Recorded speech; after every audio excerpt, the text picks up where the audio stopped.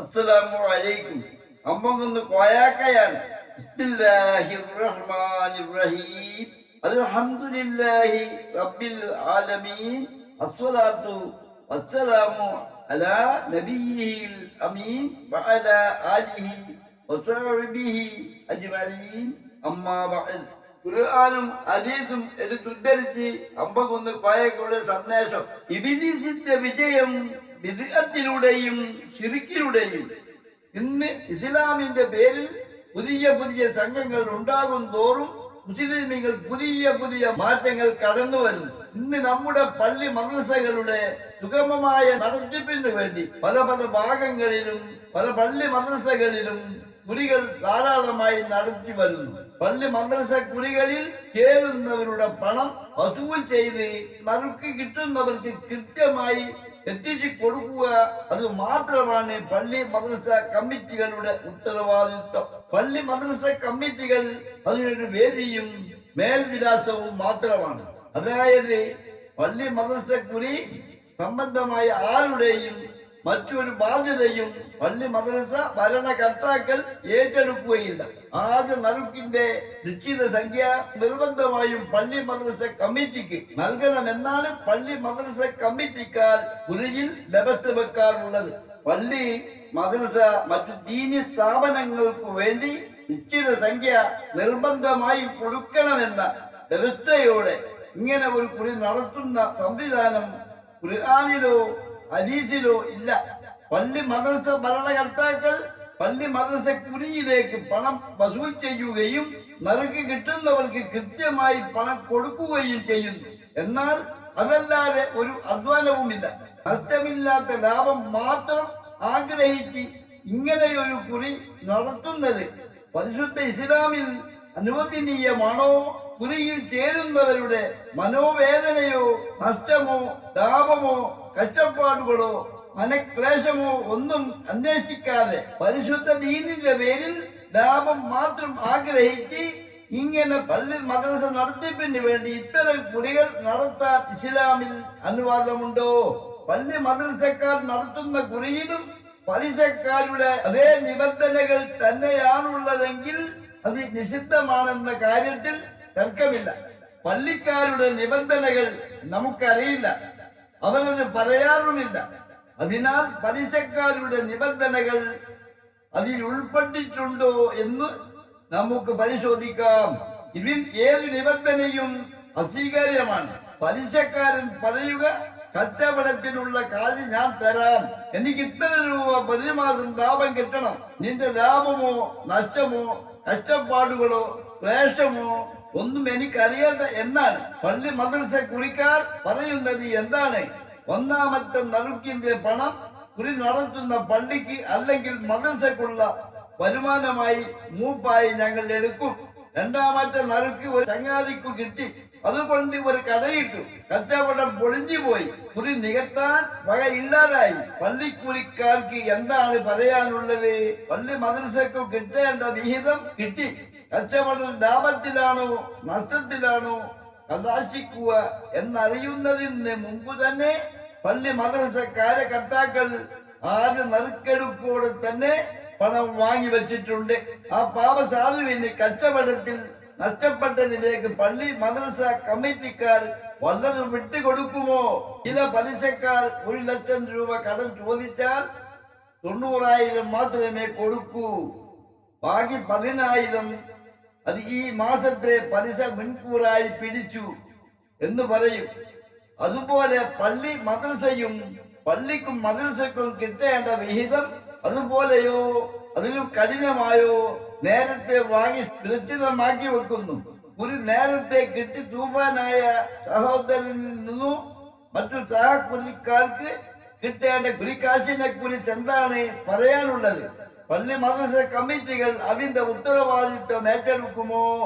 അതിനാൽ തന്നെ കഷ്ടമോ നഷ്ടമോ സഹിക്കാൻ തയ്യാറാവാതെ ഒരു മുതലിറക്കുമില്ലാതെ ലാഭങ്ങളുടെ എന്ന പോലെ നഷ്ടങ്ങളുടെയും ഒരു വിഹിതവും വഹിക്കാൻ തയ്യാറാവാതെ ലാഭം മാത്രം ആഗ്രഹിച്ചു നടത്തുന്ന ഇത്തരം ഇടപാടുകളിൽ നിന്നുള്ള വരുമാനം പലിശ പോലെയാണ് എന്ന കാര്യത്തിൽ സംശയമുണ്ടോ?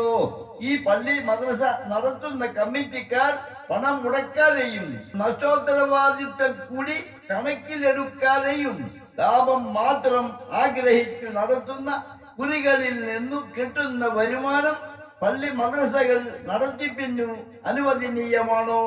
കുറി കിട്ടുന്നവനും പണം ആവശ്യമുള്ളവനുമായ ഒരാൾ സന്തോഷിക്കുമ്പോൾ കുറി കിട്ടാത്തവരായ അതിലും അത്യാവശ്യക്കാരായ കുറെ പേർ ഉള്ള കാശും കുറിയിൽ ഒട്ടിപ്പോയത് ഓർത്തു ദുഃഖിക്കുന്നുമുണ്ടാവും. ചെറിയ ദുഃഖമല്ല, വലിയ ദുഃഖമുണ്ടാകും. പണത്തിനു പണം വേണ്ടേ? പലരും കുറിയിൽ കൂടുന്നത് മദ്രസയോ പള്ളിയോ നടത്താനല്ല, എത്രയും വേഗം കുറി കിട്ടി കുറച്ചധികം കാശ് കയ്യിൽ കിട്ടാനാണ്. ലോട്ടറി എടുക്കുന്നവരുടെയും ചീട്ട് കളിക്കുന്നവരുടെയും അതേ മനസ്ഥിതി. അത് കിട്ടിയില്ലെങ്കിൽ അവൻ നിരാശനാവും. ഇത് പള്ളി മദ്രസകളിലൂടെ സംഭവിക്കാൻ പാടുണ്ടോ? ഈ പള്ളി മദ്രസകൾ ഇത്തരം കൂടി ഇടപാടിൽ നിന്ന് വിരമിക്കാൻ ഇനിയും കൂടുതൽ കാരണങ്ങൾ ബോധിപ്പിക്കേണ്ടതുണ്ടോ? പരിശുദ്ധ ഇസ്ലാമും പലിശ പോലുള്ള ഇടപാടും മുതൽ മുടക്കില്ലാതെയും ലാഭനഷ്ടങ്ങളുടെ വിഹിതം വഹിക്കാതെയും വിജയമോ പരാജയമോ എന്ന് തിരിച്ചറിയാതെയും നടത്തുന്ന ഇത്തരത്തിലുള്ള ഒരു ഇടപാടും ഒന്നിച്ചു പോകില്ല.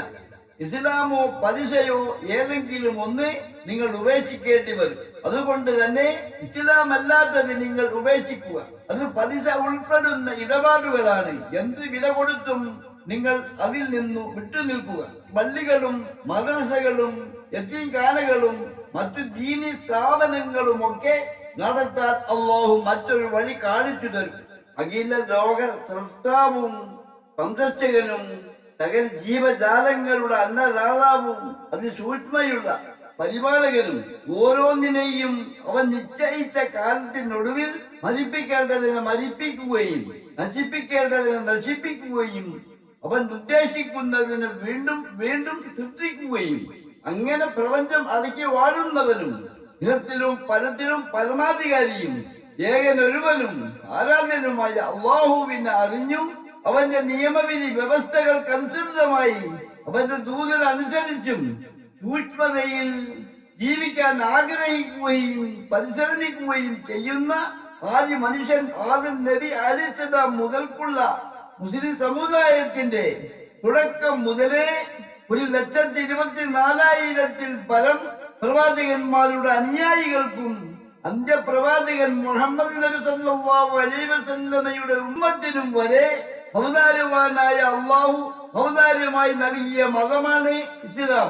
ആ മതത്തിൽ മറ്റുള്ള ഒരു മതമായും ഒരു കടപ്പാടുമില്ല, ഒരു ബന്ധവുമില്ല എന്ന് തീർപ്പ് കൽപ്പിക്കാൻ അല്ലാഹു നൽകിയ ഒരു സൂക്തമാണ് ലക്കും ദീനുക്കും വലിയ ദീൻ. അതായത് നിങ്ങൾക്ക് നിങ്ങളുടെ മതം, എനിക്ക് എന്റെ മതം. ഇതിനർത്ഥം മറ്റു മതങ്ങളിലൊന്നും യാതൊരു നന്മയോ സത്യമോ സ്വീകാര്യമായ അംശമോ ഇല്ലെന്നല്ല. എല്ലാ നന്മയും ഇസ്ലാമിന് അവകാശപ്പെട്ടതാണ്. കാരണം എല്ലാ സത്യവും ദൈവികമാണ്. മനുഷ്യൻ പിൻകാലത്ത് കൂട്ടിച്ചേർത്തത് മാത്രമാണ് അദൈവികവും അസത്യവും അസ്വീകാര്യവുമാകുന്നത്. ഇത് ഇസ്ലാമിലേക്ക് അതിന്റെ പണ്ഡിതന്മാർ കൂട്ടിച്ചേർത്തിയാൽ പോലും അസ്വീകാര്യം തന്നെയാണ്. എന്നാൽ എല്ലാ വേദപ്രോക്ത മതങ്ങൾക്കും ഇങ്ങോട്ട് കടപ്പാടുണ്ടെന്നത് നാം നിഷേധിക്കുന്നില്ല. കാരണം മനുഷ്യ ഉൽപ്പത്തി മുതൽ പ്രവാചകന്മാർ ഓരോരുത്തരും അവരവർക്ക് നിശ്ചയിച്ച ചെറുതും വലുതുമായ ഗോത്രങ്ങളോടും ചെറുതും വലുതുമായ സമൂഹങ്ങളോടും പ്രബോധനം ചെയ്ത അക്കാലം മുതൽക്കേ ഇസ്ലാം ഉണ്ടായിരുന്നുവെന്നത് ഖുർആൻ ആവർത്തിച്ചു പറഞ്ഞതും മുസ്ലിമീങ്ങൾ അത് അടിയുറച്ച് വിശ്വസിക്കുകയും ചെയ്യുന്ന ഒരു കാര്യമാണ്. അവർ അത് നിഷേധിച്ചാലും ഖുർആനും സുന്നത്തും വായിച്ചു പഠിച്ച മുസ്ലിമീങ്ങൾക്ക് അത് നിഷേധിക്കാനാവില്ല. ഇപ്പോൾ എവിടെയും മതമേത്തിരിയെ കുറിച്ചുള്ള ചർച്ചകളാണ് കേൾക്കുന്നത്. നിങ്ങൾക്ക് നിങ്ങളുടെ മതം, എനിക്ക് എന്റെ മതം എന്നാണ്. അല്ലാഹുവിനെ കുറിച്ചും അവന്റെ മതമായ ഇസ്ലാമിനെ കുറിച്ചുമുള്ള പ്രബോധനം എത്ര തന്നെ കേട്ടിട്ടും അത് സ്വീകരിക്കാതെ പോയ അല്ലാഹുവിൽ വിശ്വസിക്കാത്തവരോടുള്ള പ്രഖ്യാപനമാണ്. എല്ലാവരോടുമുള്ള നിലപാടല്ല.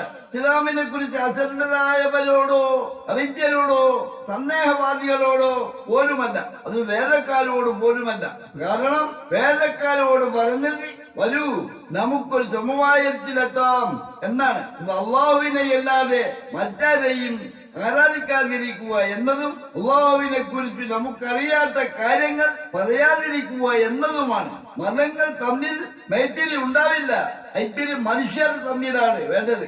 ഇസ്ലാമിനെ കുറിച്ച് വേണ്ടത്ര പ്രബോധനം ചെയ്ത ശേഷം മാത്രമാണ് മക്കയിലെ ഖുറൈശി അവിശ്വാസികളോട് ഇപ്രകാരം പ്രഖ്യാപിക്കാൻ അള്ളാഹു മുഹമ്മദ് നബി സല്ലല്ലാഹു അലൈഹി വസല്ലമയോട് പറഞ്ഞത്. ഇസ്ലാമിനെ കുറിച്ചു നാം ഒരു വാക്ക് പോലും പറഞ്ഞിട്ടില്ലാത്ത നമ്മുടെ അയൽവാസിയുടെ മുഖത്ത് നോക്കി ഈ വാക്യം പറയുന്നത് അങ്ങേയറ്റത്തെ അനീതിയും തിരുത്തരവാദിത്വവും അക്രമവും ഇസ്ലാമിനോട് കാണിക്കുന്ന മഹാപാതകവുമാണ്. അവൻ അറിയില്ലല്ലോ നമ്മുടെ മതം എന്താണ് അർത്ഥമാക്കുന്നതെന്ന്. നമ്മുടെ മതം മറ്റുള്ളവരിൽ നിന്നും മറച്ചു പിടിച്ചു നാം മാത്രം ആചരിക്കേണ്ട ഒന്നാണോ?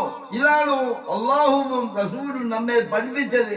നീ നിന്റെ രക്ഷിതാവിന്റെ സന്ദേശം എത്തിച്ചിട്ടില്ലെങ്കിൽ നീ നിന്റെ ദൗത്യം നിർവഹിച്ചിട്ടില്ല. അതിൽ നീ വീഴ്ച വരുത്തി, അതിൽ വഞ്ചന കാണിച്ചു, അതിനോട് നിരുത്തരവാദപരമായി പെരുമാറി എന്നാണ് റസൂലിനോടും അള്ളാഹു താക്കീത് നൽകിയത്. ആദിയിൽ വേദക്കാരുമായും ദൈവം ഒന്നേ ഉണ്ടായിരുന്നുള്ളൂ എന്ന കാര്യത്തിൽ തർക്കമില്ല. അതുപോലെ ആദിയിൽ മനുഷ്യൻ ഒന്നേ ഉണ്ടായിരുന്നുള്ളൂ എന്ന കാര്യത്തിലും തർക്കമില്ല. ആ മനുഷ്യരിൽ നിന്നു തന്നെ അവന്റെ ഇടയെ അള്ളാഹു സൃഷ്ടിച്ചെടുക്കുകയും അവർ രണ്ടുപേരിൽ നിന്നുമായി അനേകം ജനം ജനിക്കുകയും ചെയ്തു എന്ന കാര്യത്തിലും തർക്കമില്ല. അവരുടെ എല്ലാ മത സ്വാഭാവികമായും ഏക ദൈവാരാധനയായിരുന്നു. കാലം ചെന്നപ്പോൾ ചിലർ അവരുടെ പൂർവികന്മാരിൽ സജ്ജനങ്ങളും പ്രത്യേക സവിശേഷതയുള്ളവരും ആദരണീയവരുമായവരെ ദൈവതുല്യരായി കണ്ട് അവരുടെ രൂപം കല്ലിലും മരത്തിലും ലോഹത്തിലും മറ്റും കൊത്തിവെച്ചു ആരാധിക്കാൻ തുടങ്ങി. അപ്പോൾ അവരിൽ വല്ല നന്മയും ബാക്കിയുണ്ടെങ്കിൽ അവ മുൻ പ്രവാചകന്മാർ പ്രബോധനം ചെയ്ത മതത്തിന്റെ അവശിഷ്ടങ്ങളാണ്. ഇത് അക്കാലത്തെ ഇസ്ലാം തന്നെയായിരുന്നു എന്നാണ് നമ്മുടെ വാദം. എന്നാൽ ആ നന്മയെ മുൻനിർത്തിയല്ലോ ഇന്നത്തെ മതമൈത്രി പോലുള്ള കാര്യങ്ങളുടെ അടിസ്ഥാനം. ദാർശനിക ലക്ഷ്യങ്ങൾക്കു വേണ്ടി എല്ലാ തിന്മകളോടും നമുക്ക് രാജിയാവാൻ കഴിയുമോ? ഇല്ല. ഇവരെ അള്ളാഹു നമ്മെ പഠിപ്പിച്ച നയം മറ്റൊന്നാണ്. ഈ ലോകത്തെ അവൻ റഹ്മാനാണ്. വിശ്വസിക്കും അവിശ്വാസിക്കും ഇവരെ അവൻ ഒരുപോലെ കരുണ ചെയ്യുന്നു. ഇവിടെ മതം നോക്കിയല്ല അവൻ എല്ലാവർക്കും ഉപജീവനം നൽകുന്നത്, മറിച്ച് മനുഷ്യരെല്ലാം തന്റെ സിദ്ധികളാണെന്ന ഒറ്റ പരിഗണനയിലാണ്. വിശ്വാസികൾക്ക് അവൻ പരലോകത്താണ് പ്രതിഫലം നൽകുന്നത്. മതത്തിന്റെ സമാന്തര വിഭാഗങ്ങളോടും ഇതേ നയം തന്നെയാണ് അഭികാമ്യം. അവരുടെ വിശ്വാസം നമ്മളോ നമ്മുടെ വിശ്വാസം അവരോ ഏറ്റെടുക്കേണ്ടതില്ല. മതപരമായ എല്ലാ അഭിപ്രായ വ്യത്യാസങ്ങളോടെയും നമുക്ക് സഹകരണവും സൗഹൃദവും മൈത്രിയുമാകാം. ഇതെല്ലാം ഓരോ വീട്ടിൽ പോലും സാധ്യമാവണം എന്നാണ് അള്ളാഹുവിന്റെ നിശ്ചയം. ഇതിന് നമ്മളാരും ആരാധനാലയങ്ങൾ അന്യമതക്കാരുമായി പരസ്പരം പങ്കുവെക്കേണ്ടതില്ല. അവരുടെ ദൈവത്തെ നാമോ നമ്മുടെ ദൈവത്തെ അവരോ ആരാധിക്കേണ്ടതില്ല. അത്തരം ഒരു സാഹചര്യം വന്നാൽ അതിന് വഴങ്ങാനും പാടില്ല. അതുകൊണ്ടാണ് അവിശ്വാസികളായ മാതാപിതാക്കളോട് വിശ്വാസ കാര്യത്തിൽ ഒഴികെയുള്ള എല്ലാ കാര്യങ്ങളിലും ആദരവോട് വർത്തിക്കണമെന്ന് പറഞ്ഞത്. സഹകരണമില്ലാതെ ആദരവുണ്ടായില്ലല്ലോ. ആ ഒരൊറ്റ കാര്യത്തിൽ മാത്രമേ നീക്കുപോക്ക് പാടില്ലാത്തതുള്ളൂ. അല്ലാഹുവിൽ സമന്മാരോ പങ്കാളിയോ ഉണ്ടെന്ന അവരുടെ ആരോപണത്തെയും അതുമായി ബന്ധപ്പെട്ട ആരാധനാനുഷ്ഠാനങ്ങളെയും ആഘോഷങ്ങളെയും നാം ഉൾക്കൊള്ളേണ്ടതില്ല എന്നതാണ്. അല്ലാഹുവിലും അന്ത്യദിനത്തിലും വിശ്വസിക്കുകയും നിസ്കാരം മുറപ്രകാരം നിർവഹിക്കുകയും സകാത്ത് കൊടുക്കുകയും അല്ലാഹുവിനെ അല്ലാതെ മറ്റാരെയും ഭയപ്പെടാതിരിക്കുകയും ചെയ്യുന്നവർ മാത്രമേ അല്ലാഹുവിന്റെ പള്ളികൾ പരിപാലിക്കുകയുള്ളൂ. അത്തരക്കാർ സന്മാർഗം പ്രാപിക്കുമെന്ന് പ്രതീക്ഷിക്കാം. സൂറത്ത് തൗബ 18. പള്ളികൾ അല്ലാഹുവിനുള്ളതാണ്. ഇത് അല്ലാഹുവല്ലാതെ മറ്റാരെയും വിളിച്ച് നിങ്ങൾ പ്രാർത്ഥിക്കരുത്. സൂറത്ത് ജിന്ന് 18. ഇതാണ് പള്ളികളെ സംബന്ധിച്ച് അവതരിച്ച അവസാന വാക്യം. അല്ലാഹുവിൽ വിശ്വസിക്കാത്തവർക്ക് അവർ വിശ്വസിക്കുന്ന ദേവന്മാരെ അവരവരുടെ ആരാധനാലയങ്ങളിലും വീടുകളിലും വിളിച്ചു പ്രാർത്ഥിക്കാം. ഏത് വിശ്വാസക്കാർക്കും അല്ലാഹു ഈ സ്വാതന്ത്ര്യം ഖുർആനിലൂടെ അനുവദിച്ചിട്ടുണ്ട്. ഈ വിഷയത്തിൽ ഏറ്റവും ആദ്യം ഇറങ്ങിയ അധ്യായം മുതൽക്കേ ഈ നയം പ്രബലമായി നിലനിൽക്കുകയും വ്യക്തമാക്കുകയും ചെയ്യുന്നു. ഞാൻ ആരാധിക്കുന്നതിനെ നിങ്ങളോ, നിങ്ങൾ ആരാധിക്കുന്നതിനെ ഞാനോ ആരാധിക്കേണ്ടതില്ല. എനിക്ക് എന്റെ മതം, നിങ്ങൾക്ക് നിങ്ങളുടെ മതം. സൂറത്തുൽ കാഫിറൂൻ 6. നബി സല്ലല്ലാഹു അലൈഹി വസല്ലം പറഞ്ഞു, എല്ലാ പുത്തനാചാരങ്ങളും ബിദ്അയാണ്, എല്ലാ ബിദ്അകളും വഴികേടാണ്, എല്ലാ വഴികേടും നരകത്തിലാണ്. മുസ്ലിം 867, നസായി 1578 എന്നിവർ വിവരിച്ചത്. വിശ്വാസത്തിൽ നിന്നുള്ള റിട്ടേൺ ടിക്കറ്റ് എടുത്ത് ഈ യാത്ര ശരിയാണോ? ഓരോരുത്തരും അവനവന്റെ മത നിയമവിധി വ്യവസ്ഥകൾ ലംഘിക്കാതെ തന്നെ നമുക്ക് സൗഹാർദ്ദപരമായി കഴിയാനാവും. കേരളത്തിൽ ഇസ്ലാം വന്നിട്ട് 1400 വർഷങ്ങളായി. ഇവിടെ ഇതുവരെ ഈ രീതിക്ക് മാറ്റം വന്നിട്ടില്ല. താങ്കളുടെ നാഥന്റെ വചനങ്ങൾ സത്യവും നീതിയുമായി പൂർത്തിയായിരിക്കുന്നു. അവന്റെ വചനങ്ങളെ മാറ്റിത്തിരുത്തുന്ന ആരുമില്ല. അവൻ എല്ലാം കേൾക്കുന്നവനും അറിയുന്നവനുമാണ്. സൂറത്തുൽ അൻആം 115. അല്ലാഹുവിന്റെ നിയമവിധി വ്യവസ്ഥകൾ സത്യസന്ധവും നീതിയുക്തവും പൂർണ്ണവുമാണ്. ഏതു കാലത്തിനും കാലാവസ്ഥകൾക്കും സ്ഥലത്തിനും യോജിച്ചുമാണത്. അതുകൊണ്ട് ഖുർആന്റെ സന്ദേശം ആരെതിർത്താലും വിജയിക്കുക തന്നെ ചെയ്യും. അതിനെ ഭേദഗതി വരുത്താനോ പരാജയപ്പെടുത്താനോ ആർക്കും കഴിയുകയില്ല. എല്ലാം അറിയുകയും എല്ലാം കേൾക്കുകയും ചെയ്യുന്ന അല്ലാഹുവാണ് ആ സന്ദേശം ഇറക്കിയത്. പക്ഷേ ഇന്ന് മുസ്ലിമീങ്ങൾ പല പല സംഘടനകളായി മാറി. അവരോട് ഇതെല്ലാം പറഞ്ഞിട്ട് കാര്യമുണ്ടോ? അവർ ചോദിക്കും, നിങ്ങൾ എന്തിനാണ് ഞങ്ങളുടെ പള്ളിയുടെ കാര്യത്തിൽ ഇടപെടുന്നത്? ഞങ്ങൾ ഞങ്ങളുടെ സംഘടനക്കാരുടെ പണം പിരിച്ചുകൊണ്ട് മാത്രമാണ് ഈ പള്ളി ഉണ്ടാക്കിയത് എന്ന് പറഞ്ഞാൽ അവരോട് പറയാൻ ഒന്നുമില്ല. നിങ്ങളുടെ പള്ളിയും മുസ്ലിമീങ്ങളുടെ പള്ളിയാണ് എന്ന ഉത്തമ ബോധത്തിൽ നിന്നാണ് ഈ ഇടപെടൽ. ഈ സംഘടനകളെല്ലാം പെരുകുന്നതിന് മുമ്പ് മുസ്ലിമീങ്ങൾ എല്ലാവരും അല്ലാഹുവിന്റെ പള്ളി എന്നാണ് പറയൽ. പള്ളികളെ എല്ലാ മതക്കാരും ആദരിക്കുകയും അവയോട് അനാദരവ് കാണിക്കാൻ ഭയപ്പെടുകയും ചെയ്തിരുന്നു. കള്ള് കുടിച്ചുകൊണ്ട് ആരും പള്ളിയിൽ വരില്ലായിരുന്നു, പള്ളിയിൽ കളവ് നടത്തില്ലായിരുന്നു, പള്ളിയുടെ മുമ്പിലൂടെ ഉറക്കെ സംസാരിച്ചു കൊണ്ട് പോയില്ലായിരുന്നു. ഇപ്പോൾ അവരവരുടെ സംഘടനകളുടെ പള്ളി സംഘടന ഓഫീസായി മാറിയതോടെ ഈ ആദരവുകളും കരുതലും ഒക്കെ ഇല്ലാതായി. ഇന്ന് സംഘടനാ പള്ളികൾക്ക് അല്ലാഹുവിന്റെ പള്ളികളുടെ ഹുർമത്ത് ഇല്ലെന്ന് സംഘടനാ പ്രവർത്തകർക്ക് തന്നെ അറിയാം. അതുകൊണ്ടാണല്ലോ അവിടെ പറയാൻ പോലും ലജ്ജ തോന്നുന്ന സകല തിന്മകളും നടമാടുന്നത്. പള്ളിയും അതിന് വഖഫ് ചെയ്ത ഇടങ്ങളും അല്ലാഹുവിന് മാത്രം അവകാശപ്പെട്ടതാണെന്നും അല്ലാഹുവിന്റെ ഹിതത്തിനു വിരുദ്ധമായതൊന്നും നടക്കാൻ പാടില്ലെന്നുമാണ് നമ്മുടെ മതത്തിന്റെ നിയമം. പക്ഷേ സംഘടനകളോട് ഇതൊന്നും പറഞ്ഞിട്ടു കാര്യമില്ല. എന്തിനെയായാലും വാദിച്ചു മറികടക്കാൻ അവർക്കറിയാം. അതിനുള്ള മസഹലകൾ പല പല കിതാബുകളിൽ നിന്നും കിട്ടുമെന്നും അവർക്കറിയാം. അവർ നമ്മെ വെല്ലുവിളിക്കും. ഇപ്പോൾ അന്യോന്യം വാദിച്ചു ജയിക്കാനായി നമ്മളില്ല. ഇപ്പോൾ മതത്തെ സംഘടനകൾ വീതിച്ചെടുത്തിരിക്കുന്നു. അപ്പോൾ സാധാരണക്കാരായ മതവിശ്വാസികൾ എന്തു ചെയ്യും? ഇപ്പോൾ സംഘടനകളുടെ നിലപാട്, നിങ്ങൾ ഞങ്ങളുടെ സംഘടനയിൽ ഇല്ലെങ്കിൽ നിങ്ങളുമായി ഞങ്ങൾ ഒരു സഹകരണവും ഉണ്ടാവില്ല, സകാത്ത് പോലും നിങ്ങൾക്ക് തരാതിരിക്കാൻ ഞങ്ങൾ പരിശ്രമിക്കും. എന്നാൽ സകാത്തിന്റെ ഏറ്റവും ആവശ്യക്കാരായ അവകാശികൾക്ക് അത് കിട്ടാതെ പോയാൽ ഒരാളുടെ സകാത്ത് വീടുമോ? പ്രത്യേകിച്ചും ഇത്തരം പക്ഷപാതപരമായ മനസ്ഥിതി കാരണം അത് സംഭവിച്ചാൽ സകാത്തിന്റെ കാശ് പാവങ്ങൾക്കും അനാഥകൾക്കും വിധവകൾക്കും അഗതികൾക്കും വഴിയാത്രക്കാരായ അർഹതപ്പെട്ടവർക്കും കൊടുക്കാതെ സകാത്തിന്റെ കടം വീടുമോ? എല്ലാ സംഘടനകളിലും പണ്ഡിതന്മാരുണ്ട്. പണ്ഡിതന്മാർ പറയട്ടെ. അതുകൊണ്ടാണ് മദ്ഹബിന്റെ ഇമാമുകൾ പോലും ഈ അപകടാവസ്ഥ മുൻകൂട്ടി കണ്ട് ആദ്യമേ പറഞ്ഞു വെച്ചത്. ഇമാം ശാഫിഈ പറഞ്ഞു, ഞാൻ പറയുന്നതിനെല്ലാം നിങ്ങൾ എന്നെ അനുകരിക്കരുത്, നിങ്ങൾ സ്വയം അതിനെ പറ്റി ചിന്തിക്കുക. അല്ലാഹുവിന്റെ റസൂലല്ലാതെ മറ്റാരുടെ വാക്കും പ്രമാണമാകുന്നില്ല. ഖുർആനും സുന്നത്തുമല്ലാതെ മറ്റൊന്നും പ്രമാണമല്ലെന്നും എല്ലാ ഇമാമുകളുടെയും എല്ലാ പണ്ഡിതന്മാരുടെയും വ്യക്തിപരമായ തീരുമാനങ്ങൾ കേവലം അഭിപ്രായങ്ങളാണെന്നുമാണ് ഇമാം ശാഫിഈ പഠിപ്പിക്കുന്നത്.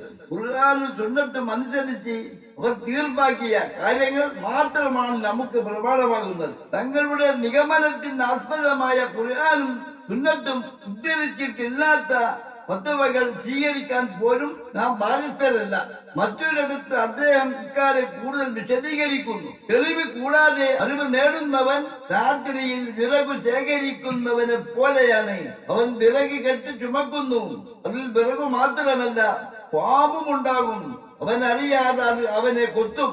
അറിവ് മാത്രം തേടിയാൽ പോരാ, അറിവിനാസ്പദമായ തെളിവ് കൂടി നാം നേടണം എന്നർത്ഥം. പ്രസ്തുത നിഗമനത്തിന് ആസ്പദമായ പ്രമാണം എന്തെന്നു നാം അറിയണം. ഇപ്പോൾ പലരും നടത്തുന്ന വാദപ്രതിവാദങ്ങളിൽ പണ്ഡിതന്മാരുടെ വാക്കുകളാണ് ഉദ്ധരിച്ചു കാണുന്നത്. അതുകൊണ്ടായില്ല അവർ അതിനെ ആസ്പദമാക്കിയ ഖുർആനും സുന്നത്തും കൂടി അവർ ഉദ്ധരിക്കേണ്ടതുണ്ട്. ഫത്വയ്ക്ക് ആധാരമായ പ്രമാണങ്ങൾ ഉദ്ധരിക്കാത്തവർ അഹങ്കാരികളാണ്. അവരുടെ വാക്ക് മുഖവിലക്കെടുക്കാനാവില്ല.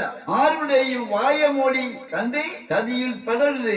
മനുഷ്യർ അടിസ്ഥാനപരമായി നല്ലവരാണ്. സ്വാഭാവികമായും പലരിലും പല നന്മകളും കാണും. എന്നാൽ അവരുടെ നന്മയും വ്യക്തിപ്രഭാവവും ഒന്നും തെറ്റു പറയാത്തവരാണെന്ന് കരുതാൻ ന്യായമായിക്കൂടാ. അവർ അവരുടെ സ്വാഭാവിക നന്മയും സ്വാഭാവിക ഗുണവും കാണിക്കുകയാണ്. അവരുടെ നന്മകൾ അംഗീകരിക്കാം, അനുകരിക്കരുത്. റസൂലിനെ മാത്രം പിൻപറ്റുക. നമുക്ക് പിൻപറ്റാൻ ഒരേ ഒരു മാതൃകയുള്ളൂ, അത് പ്രവാചകരാണ്. അത് നബി സല്ലല്ലാഹു അലൈഹി വസല്ലം പറഞ്ഞതല്ല, അള്ളാഹു തന്നെ നമ്മെ അറിയിച്ചതാണ്. ഇന്നും അത് അള്ളാഹു നമ്മോട് പറഞ്ഞുകൊണ്ടേയിരിക്കുന്നു. പറയുക, നിങ്ങൾ അള്ളാഹുവിനെ സ്നേഹിക്കുന്നുവെങ്കിൽ നിങ്ങൾ എന്നെ, നബി സല്ലല്ലാഹു അലൈഹി വസല്ലമയെ പിൻപറ്റുക. അപ്പോൾ അള്ളാഹു നിങ്ങളെയും സ്നേഹിക്കും. ആലി ഇമ്രാൻ 31. റസൂലിന് പകരം റസൂൽ സല്ലല്ലാഹു അലൈഹി വസല്ലമ മാത്രമേയുള്ളൂ. റസൂലിന് ശേഷം അങ്ങനെ നിരുപാധികം പിൻപറ്റപ്പെടേണ്ട ഒരു വ്യക്തി നമുക്കില്ല.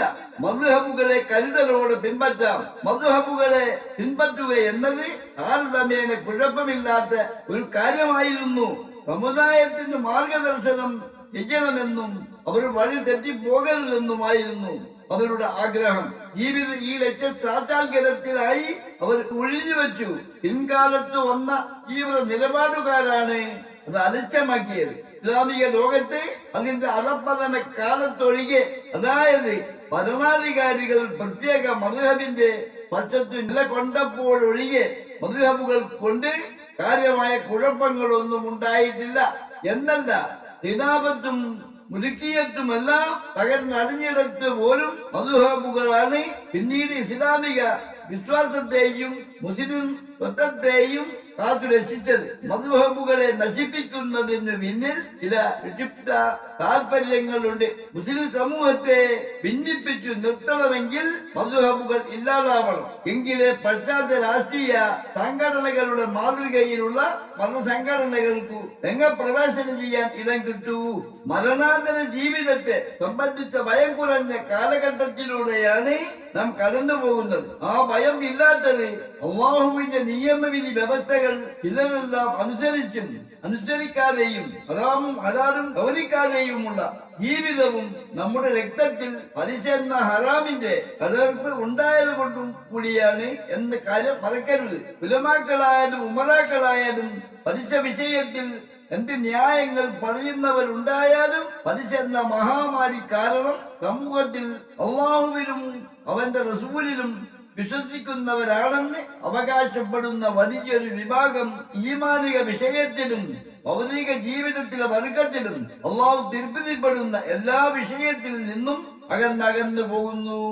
ശിർക്കിനെ കുറിച്ചും അതുപോലെ പലിശയെ കുറിച്ചുമുള്ള ശുദ്ധങ്ങൾ അറിയുന്നവരായ പണ്ഡിതന്മാരും ഖുർആൻ പാരായണം ചെയ്ത് അതിലെ ശുദ്ധങ്ങളുടെ അർത്ഥങ്ങൾ മനസ്സിലാക്കാൻ കഴിയുന്ന സാധാരണക്കാരായ എല്ലാവരും ഓർക്കുക, പലിശ മുതൽ കൂട്ടിക്കലർത്തി തിന്നുന്നതിനാലുള്ള എല്ലാ തിന്മകൾക്കും അതിനാൽ ഉണ്ടാകുന്ന എല്ലാ പാപങ്ങൾക്കും അത് കാരണമായി ഉണ്ടാകുന്ന സർവനാശനഷ്ടങ്ങൾക്കും അന്ത്യനാളിൽ കാരുണ്യവാരിധിയായ റബ്ബിന്റെ മുമ്പിൽ ഉത്തരം പറയേണ്ട സന്ദർഭം വളരെ വിദൂരമല്ല.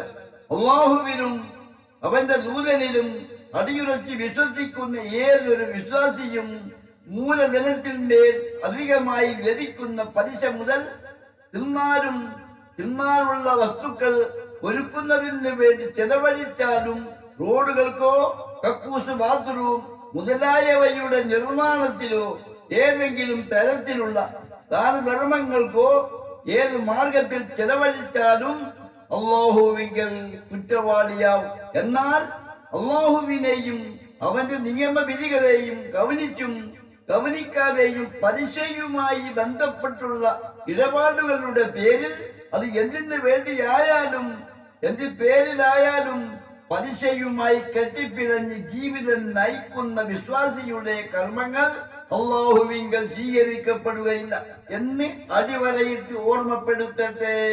പലിശ ചെറിയ പാപമല്ലെന്നും വൻ പാപം തന്നെയാണെന്നുമാണ് ഖുർആൻ വ്യക്തമാക്കുന്നത്. സൂറത്തുൽ ബഖറ 276. അപ്പോൾ പലിശ തിന്നുന്നത് മാത്രമല്ല നിഷിദ്ധമാകുന്നത്, പലിശയുമായി ബന്ധമുള്ള എല്ലാ ഇടപാടുകളും നിഷിദ്ധമാണ്. സമൂഹത്തിൽ വലിയൊരു വിഭാഗം പണ്ഡിതന്മാർ പലിശയിലൂടെ ഉണ്ടാകുന്ന ഈ മാരക ദുരന്തത്തെ കണ്ടില്ലെന്ന് നടിച്ച് അവരോടൊപ്പം മൗനികളായി ജീവിതം നയിക്കുന്നു. അങ്ങനെ ഈ മാനിക വിഷയത്തിൽ നിന്ന് അകന്നകന്ന് പോകുന്നതോടൊപ്പം ചെറിയൊരു വിഭാഗം എല്ലാവിധ സുഖ സൗകര്യത്തോടെ ജീവിതം നയിക്കുമ്പോൾ വലിയൊരു വിഭാഗം സാധാരണക്കാർ ദുരിതങ്ങളും കഷ്ടങ്ങളും അഭിമുഖീകരിച്ചു ജീവിതം നയിക്കുന്നു. അല്ലാഹു ഖുർആനിലൂടെ നിരോധിച്ച പലിശ ഇടപാടുകളെ കുറിച്ചു സമീപകാലത്ത് തൊട്ട് മുൻപുള്ള പണ്ഡിതന്മാരിലും അതിനുശേഷം ഇന്നേ വരെയുള്ള പണ്ഡിതന്മാരിലും വലിയൊരു വിഭാഗം മൗനികളായി മാറിയപ്പോൾ സമൂഹത്തിലും സമുദായത്തിലും പലിശ വ്യാപകമായി. പലിശയിലൂടെ അള്ളാഹു തൃപ്തിപ്പെടാത്ത പലരും അറിവ് കുറവുള്ള സാധാരണക്കാർ മുതൽ അള്ളാഹുവിനെ കുറിച്ചും അള്ളാഹുവിന്റെ ഖുർആനിക നിയമവിധി വ്യവസ്ഥകളെ കുറിച്ചും അവന്റെ റസൂലിനെ കുറിച്ചും പഠിച്ചവരാണ്, ഞങ്ങൾ എല്ലാം അറിയുന്നവരാണ് എന്ന് അഭിമാനം കൊള്ളുന്ന പണ്ഡിതന്മാർ വരെ അവരുടെ ഭൗതിക സുഖ സൗകര്യങ്ങളിലേക്കും വിനോദങ്ങളിലേക്കും ആഡംബര ജീവിതത്തിലേക്കും വന്നു ചേർന്നപ്പോൾ ഈ സമൂഹത്തിൽ വലിയൊരു വിഭാഗം ജനങ്ങളും പലിശയിലൂടെ പല വിധേനയും ജീവൻ മരണ പോരാട്ടത്തിലായി കടക്കെണിയിൽപ്പെട്ടു വട്ടം കറങ്ങുന്ന അവസ്ഥയാണ് ഉണ്ടായത്.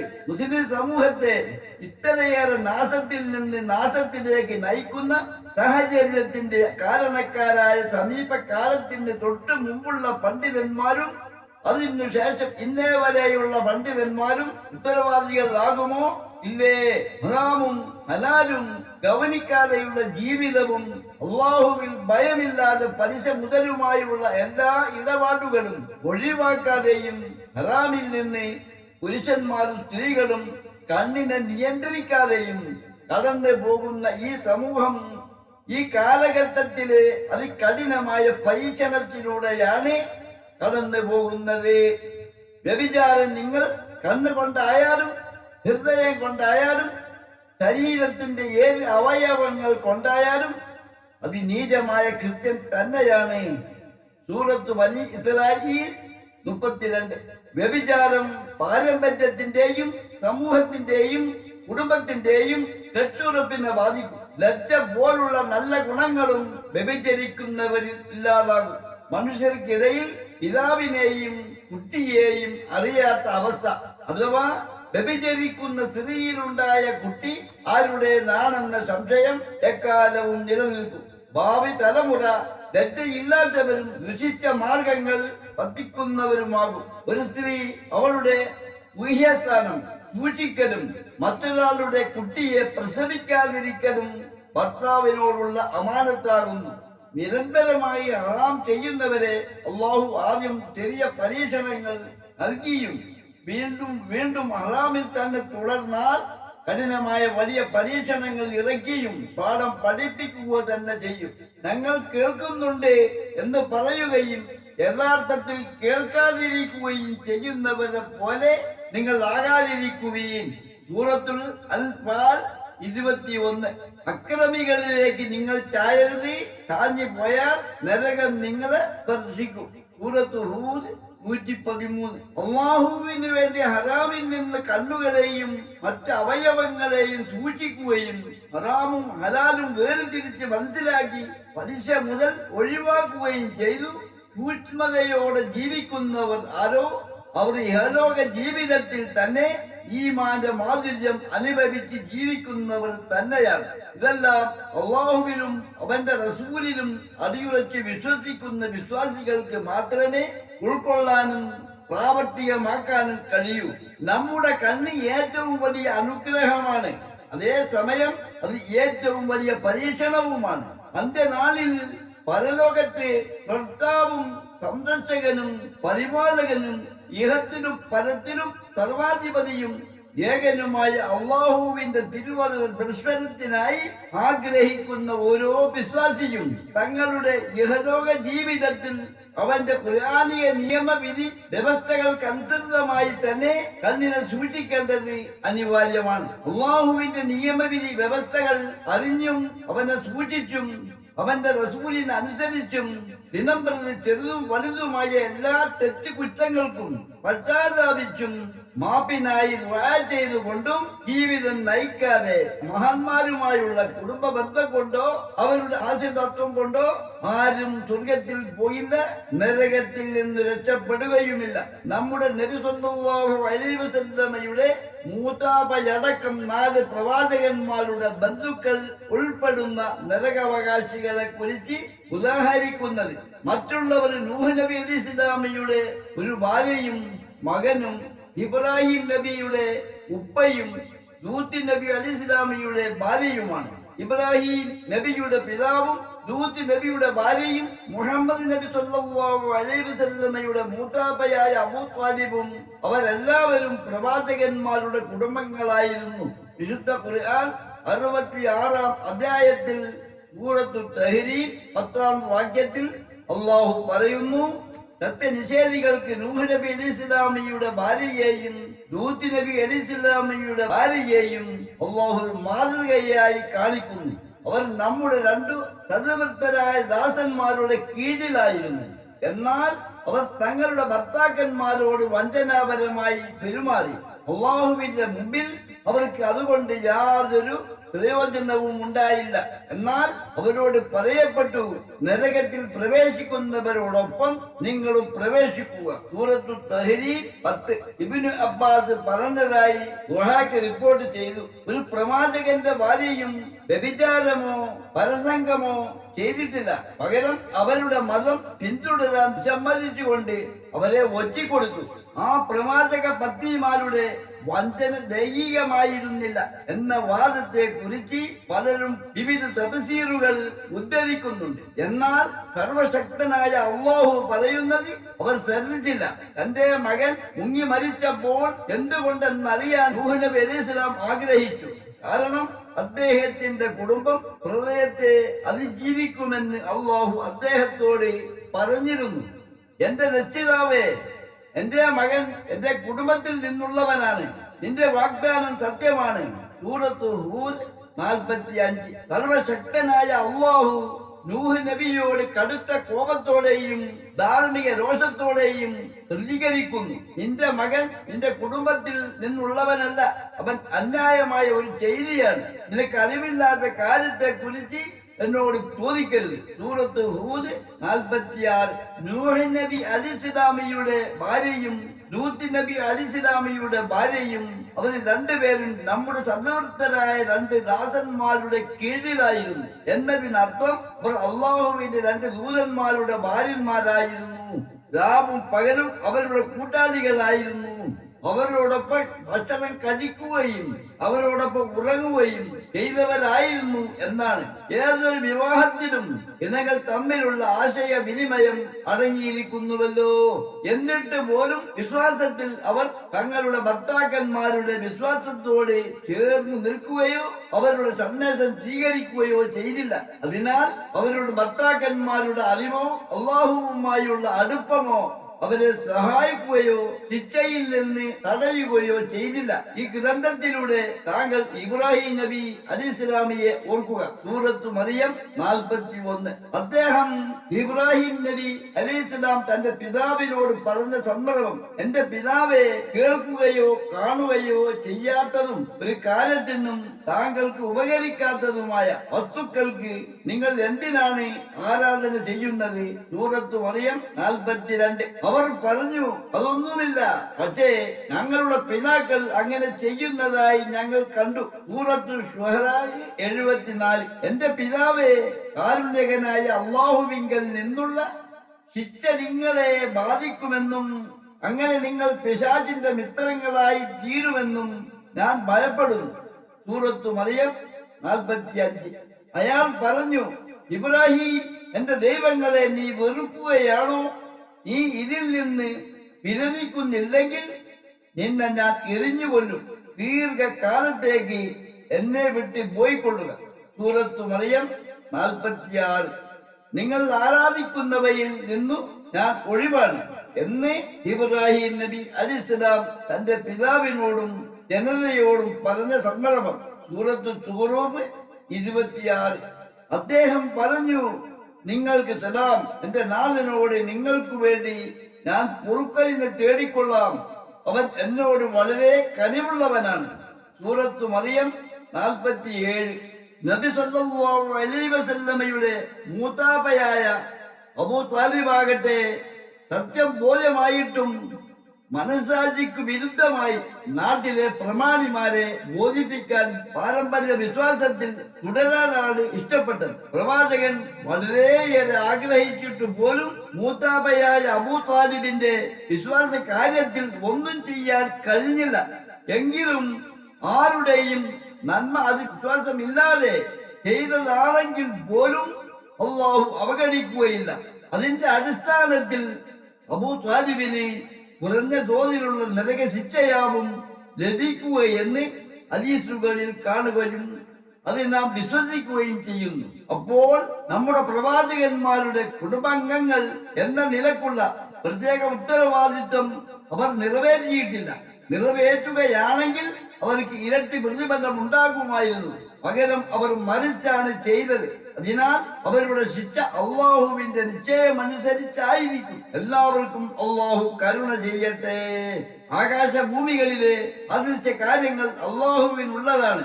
കാര്യങ്ങളെല്ലാം നടക്കപ്പെടുന്നത് അവനിലേക്കാണ്. അതുകൊണ്ട് അവനെ താങ്കൾ ആരാധിക്കുകയും അവന്റെ മേൽ പരമേൽപ്പിക്കുകയും ചെയ്യുകയും നിങ്ങളുടെ പ്രവർത്തനങ്ങളെ കുറിച്ച് അള്ളാഹു അശ്രദ്ധനല്ല തന്നെ.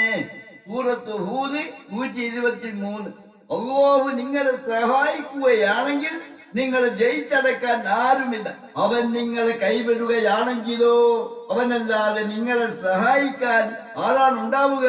അതിനാൽ സത്യവിശ്വാസികൾ എല്ലാം അല്ലാഹുവിൽ ഏൽപ്പിച്ചു കൊള്ളട്ടെ. സൂറത്ത് ആലി ഇമ്രാൻ 160.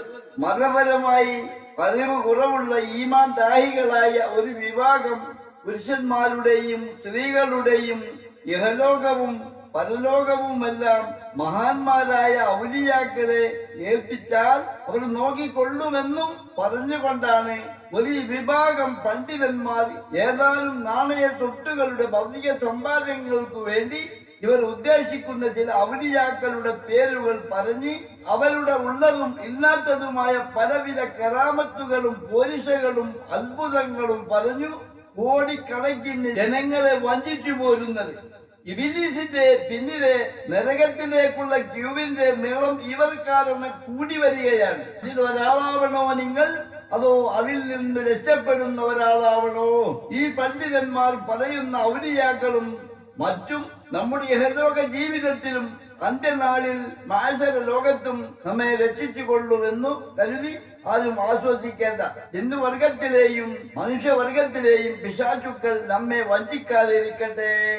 അന്ത്യദിനത്തിൽ പ്രവാചകന്മാർ പോലും മാശര ലോകത്തെ പകച്ചു നിൽക്കുന്ന ആ വേദിയിൽ ബോധിപ്പിക്കാനും സമാധാനം പറയാനുമായി അവർക്ക് അവരുടെ തന്നെ കാര്യങ്ങൾ പിടിപ്പതുമുണ്ടാകും. അതിനാൽ നമ്മുടെ റൂഹും ശരീരവും നരകാഗ്നിയിൽ നിന്ന് രക്ഷപ്പെടണമെങ്കിൽ പ്രവാചകന്മാർ തള്ളിപ്പറയുന്ന അനേകം കോടി ജനങ്ങളുടെ കൂട്ടത്തിൽ ഉൾപ്പെടാതിരിക്കാൻ വേണ്ടി ഓരോ പ്രവാചകരും അവരവരുടെ അനുയായികളോട് ഉപദേശിച്ചതും അള്ളാഹുവിനെയും അവന്റെ റസൂലിനെയും സൂക്ഷ്മതയോടെ അനുസരിച്ചും അന്ത്യനാളിനെ ഭയപ്പെട്ടും ജീവിച്ചിരുന്നവർ ഉപദേശിച്ചതും പിൻപറ്റുകയാണ് വേണ്ടത്.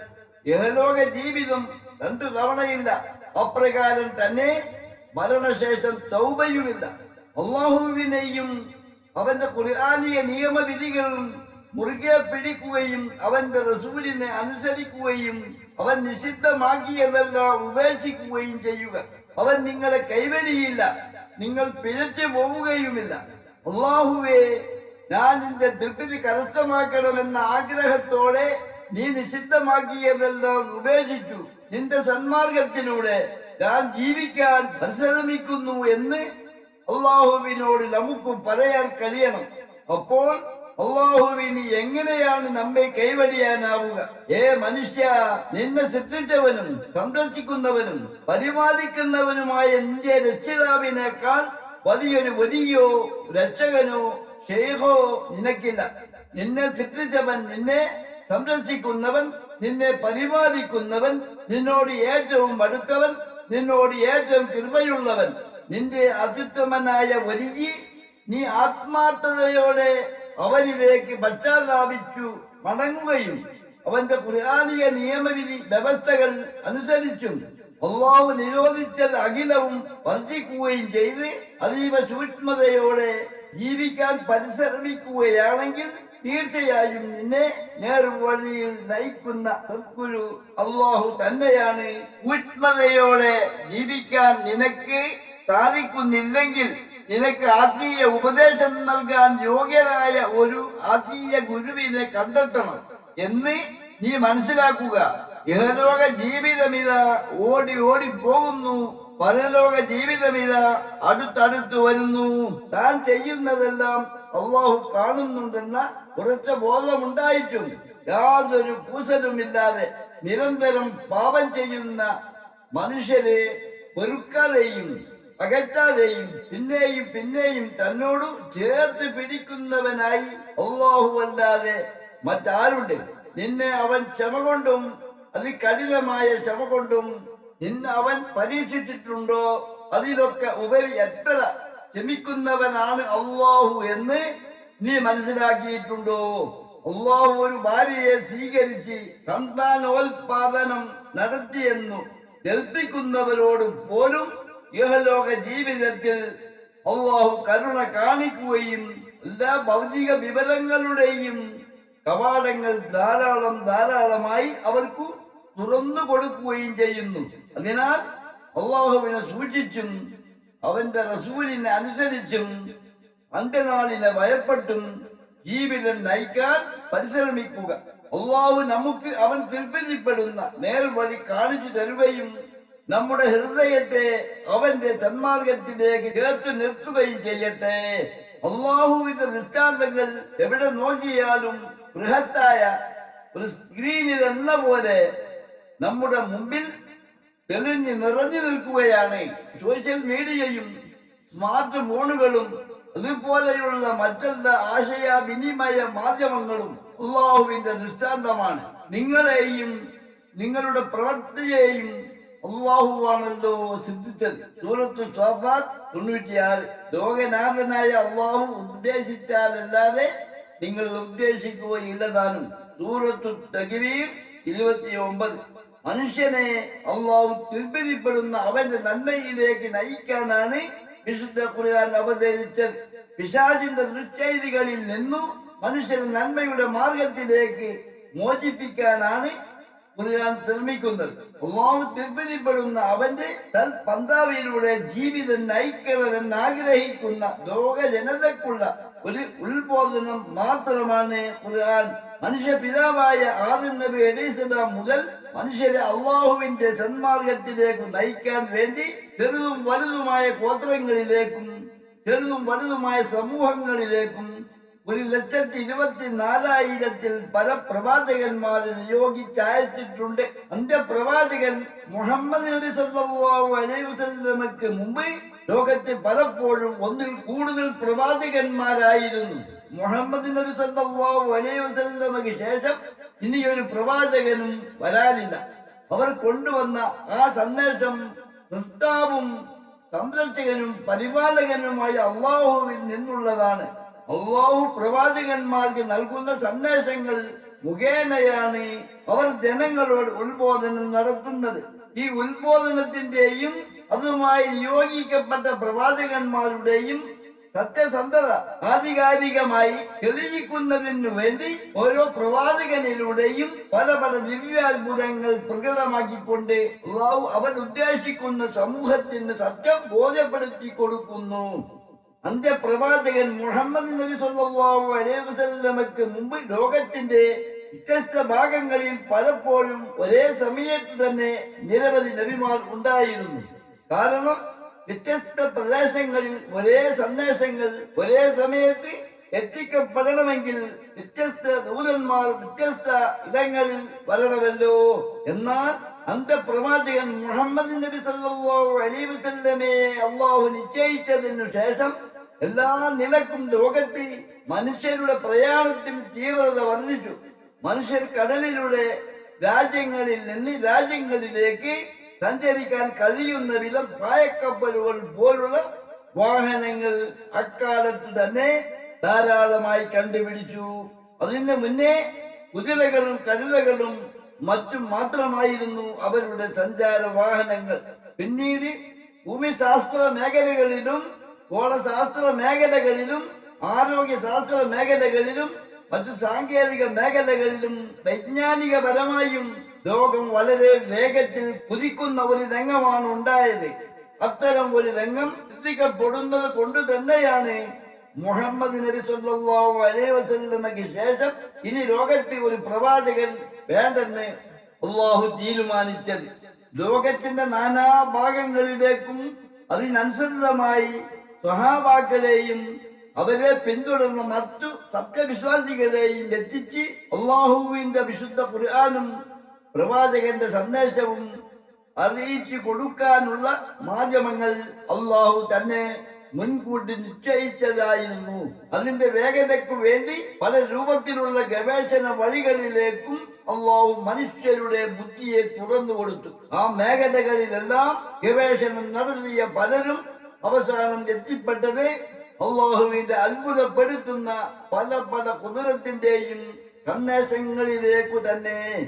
അങ്ങനെ ഏകനായ അള്ളാഹുവിനെ കുറിച്ച് ബോധപൂർവം ചിന്തിക്കുന്ന എല്ലാവർക്കും അതിലൂടെ ദൃഷ്ടാവും സന്ദർശകനും പരിപാലകനുമായ അള്ളാഹുവിന്റെ ശക്തിയെയും യുക്തിയെയും ജ്ഞാനത്തെയും അനുഗ്രഹത്തെയും കാരുണ്യത്തെയും അവതാരത്തെയുമെല്ലാം കൂടുതൽ കൂടുതൽ ചിന്തിക്കുമ്പോൾ കൂടുതൽ കൂടുതൽ മനസ്സിലാക്കുവാനും കണ്ടെത്തുവാനും കഴിയും.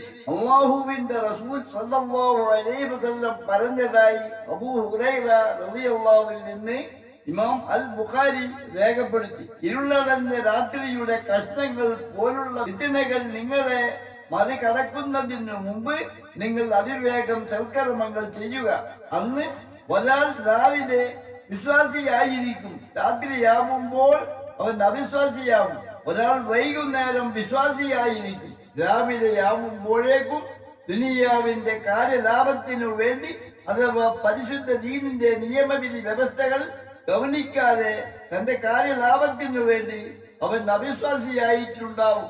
ഒരാൾ ഇസ്ലാമിൽ നിന്ന് പുറത്തു പോകാൻ വർഷങ്ങളോ മാസങ്ങളോ ആഴ്ചകളോ ദിവസങ്ങളോ വേണ്ടി വരില്ല.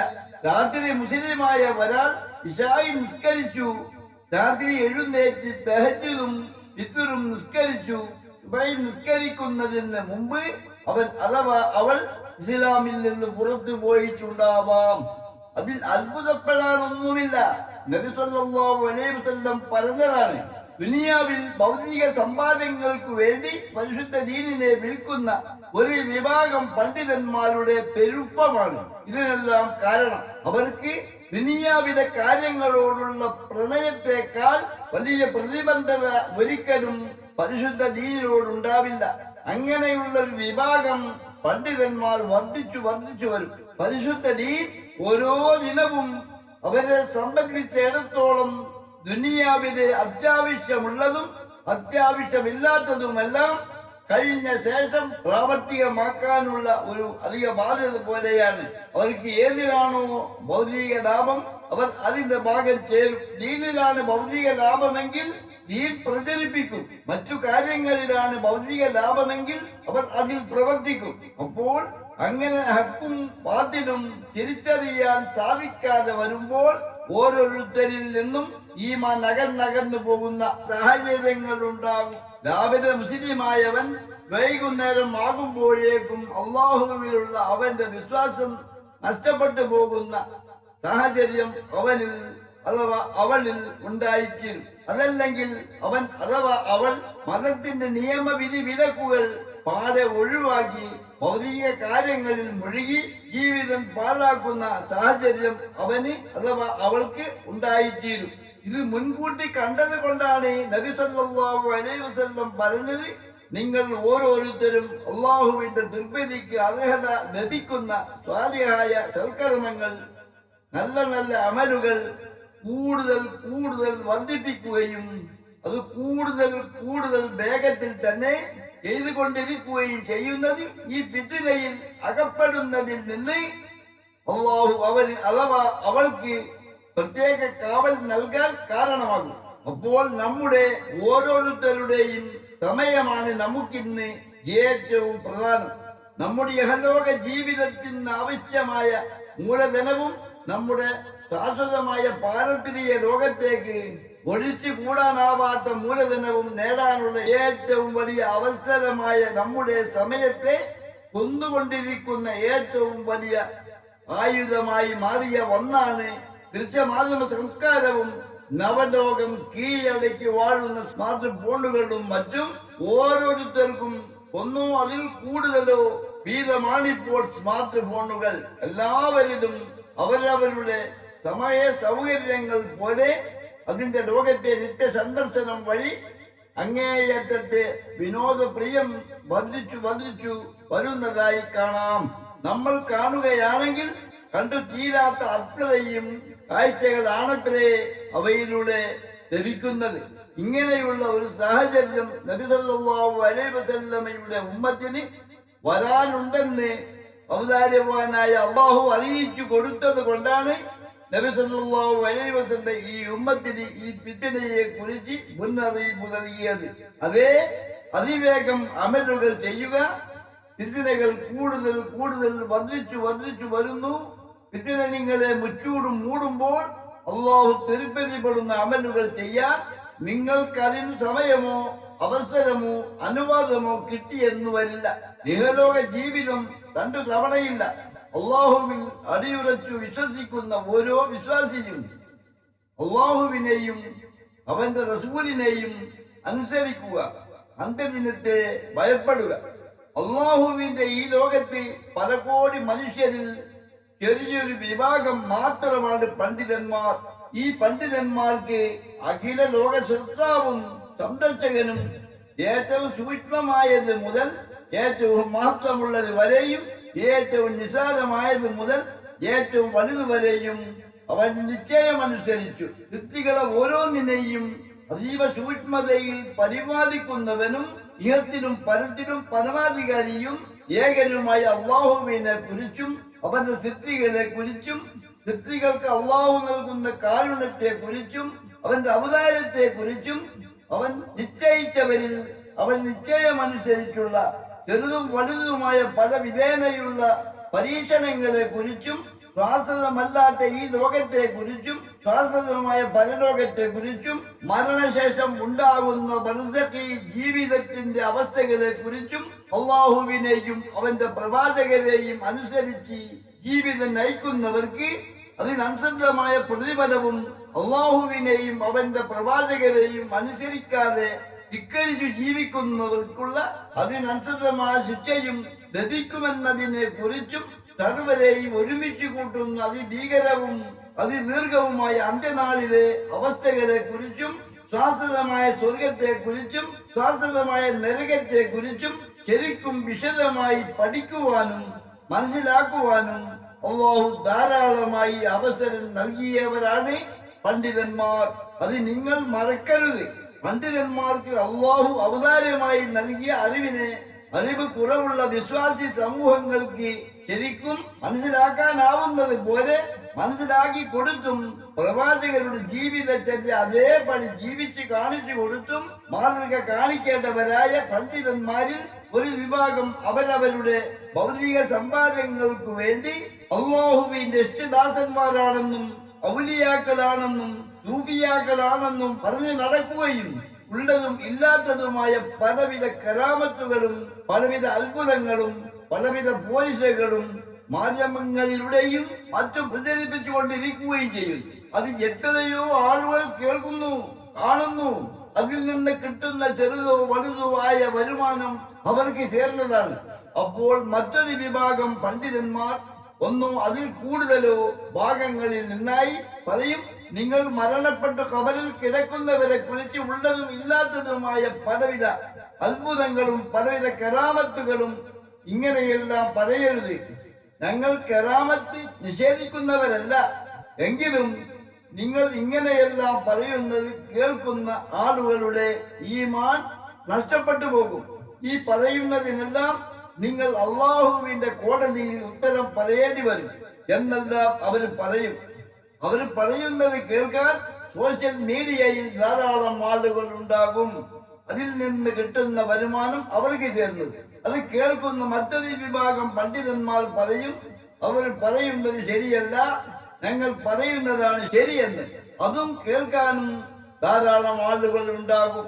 അങ്ങനെ ഓരോ വിഭാഗം പണ്ഡിതന്മാരും മറ്റും സോഷ്യൽ മീഡിയയിലൂടെ തമ്മിൽ അങ്ങോട്ടും ഇങ്ങോട്ടും ഉള്ളതും ഇല്ലാത്തതുമായ പലതും പറഞ്ഞുകൊണ്ടുള്ള വിത്തനകളും മറ്റും എല്ലായ്പ്പോഴും ധാരാളമായി നടന്നുകൊണ്ടേയിരിക്കുന്നു. അങ്ങനെ ലോകത്തിന്റെ നാനാഭാഗത്തു നിന്നും ഉള്ളതും ഇല്ലാത്തതുമായ നല്ലതും ചീത്തയുമായ ജനങ്ങൾക്ക് ഗുണം നൽകുന്നതും ഗുണം ചെയ്യാത്തതുമായ പല വിത്തനകളും സോഷ്യൽ മീഡിയയിൽ 24 മണിക്കൂറും എല്ലാ നിമിഷവും വന്നുകൊണ്ടേയിരിക്കുന്നു. അത് പല കോടി ജനങ്ങൾ എല്ലായ്പ്പോഴും കാണുകയും കേൾക്കുകയും ചെയ്യുന്നു. മതപരമായ അറിവുള്ളവരെന്നോ അറിവില്ലാത്തവരെന്നോ പണക്കാരെന്നോ പാവപ്പെട്ടവരെന്നോ പുരുഷന്മാരെന്നോ സ്ത്രീകളെന്നോ വ്യത്യാസമില്ലാതെ ഈ വിഭാഗങ്ങൾക്കെല്ലാം അല്ലാഹു എല്ലാ വിധേനയുള്ള പല നന്മകളും പല തിന്മകളും സോഷ്യൽ മീഡിയയിലൂടെ തുറന്നു കൊടുത്തിരിക്കുകയാണ്. നമ്മൾ സാധാരണക്കാർ ഒരു കാര്യം ശ്രദ്ധിക്കണം. നമ്മൾ എല്ലാ പണ്ഡിതന്മാരെയും ആദരിക്കുകയും ബഹുമാനിക്കുകയും വേണം. ആരെയും നിന്ദിക്കരുത്. മറ്റാരുടെയും ഇഷ്ടത്തിനൊത്ത് പണ്ഡിതന്മാരെ തള്ളിപ്പറയരുത്. ഈ പൊതുമര്യാദയിൽ നിന്നും നമ്മൾ മാറി നിൽക്കേണ്ടതില്ല. പൊതുവെ ആ വേഷത്തെയും ആ വ്യക്തികളെയും അവരുടെ കൂട്ടായ്മകളെയും നാം ആദരിക്കുക എന്നത് നമ്മുടെ ഓരോരുത്തരുടെയും സ്വാഭാവിക നിലപാടായിരിക്കണം. എന്നാൽ ഫിത്നകളും സംഘടനകളും വർദ്ധിച്ചു വരുന്ന ഈ കാലത്ത് പണ്ഡിതന്മാരായി വേഷം കെട്ടി വിവാദമുണ്ടാക്കി നടക്കുന്നവരെ വളരെ സൂക്ഷിച്ചേ അനുസരിക്കാവൂ. അവരിൽ പലരും പല തരക്കാരും പല താല്പര്യക്കാരുമായിരിക്കും. വളരെ ചുരുക്കം ചിലർ നിസ്വാർത്ഥരും നിഷ്കളങ്കരും നിഷ്കപടരും നിർമോഹികളുമായിരിക്കും. സ്വീകാര്യമായ ഹദീസിന്റെയും സ്വീകാര്യമല്ലാത്ത ഹദീസുകളുടെയും ഉപമ പോലെ കറുത്ത കാളയുടെ പുറത്തെ വെളുത്ത രോമത്തിലും കുറവായിരിക്കും. അല്ലാഹുവിനെ സൂക്ഷിച്ചും അവന്റെ റസൂലിനെ അനുസരിച്ചും അന്ത്യനാളിനെ ഭയപ്പെട്ടും സൂക്ഷ്മതയോടെ ജീവിതം നയിക്കുന്ന പണ്ഡിതന്മാർ. ഫിത്നകൾ വർദ്ധിച്ചു വരുന്ന ഒരു കാലത്ത് അതിന് കൂട്ടായി മുസ്ലിം സമൂഹം പല സംഘങ്ങളിലായി വീണ്ടും പിളർപ്പുകളുമായി ജീവിതം നയിക്കാനല്ല റസൂൽ സ്വല്ലല്ലാഹു അലൈഹി വസല്ലം നമ്മോട് പറഞ്ഞത്. മറിച്ച് അവയിൽ നിന്നെല്ലാം മാറി ഒറ്റപ്പെട്ടു കഴിയാനാണ് നമ്മോട് പറഞ്ഞത്. അന്നത്തെ ഏറ്റവും നല്ല സ്വത്ത് ആടുകളായിരിക്കുമെന്നും അതുമായി നിങ്ങൾ മരുഭൂമിയുടെ വിജനമായ വിദൂരതയിലേക്ക് അകന്നു പോകണമെന്നും പറഞ്ഞത് ഇതുകൊണ്ടാണ്.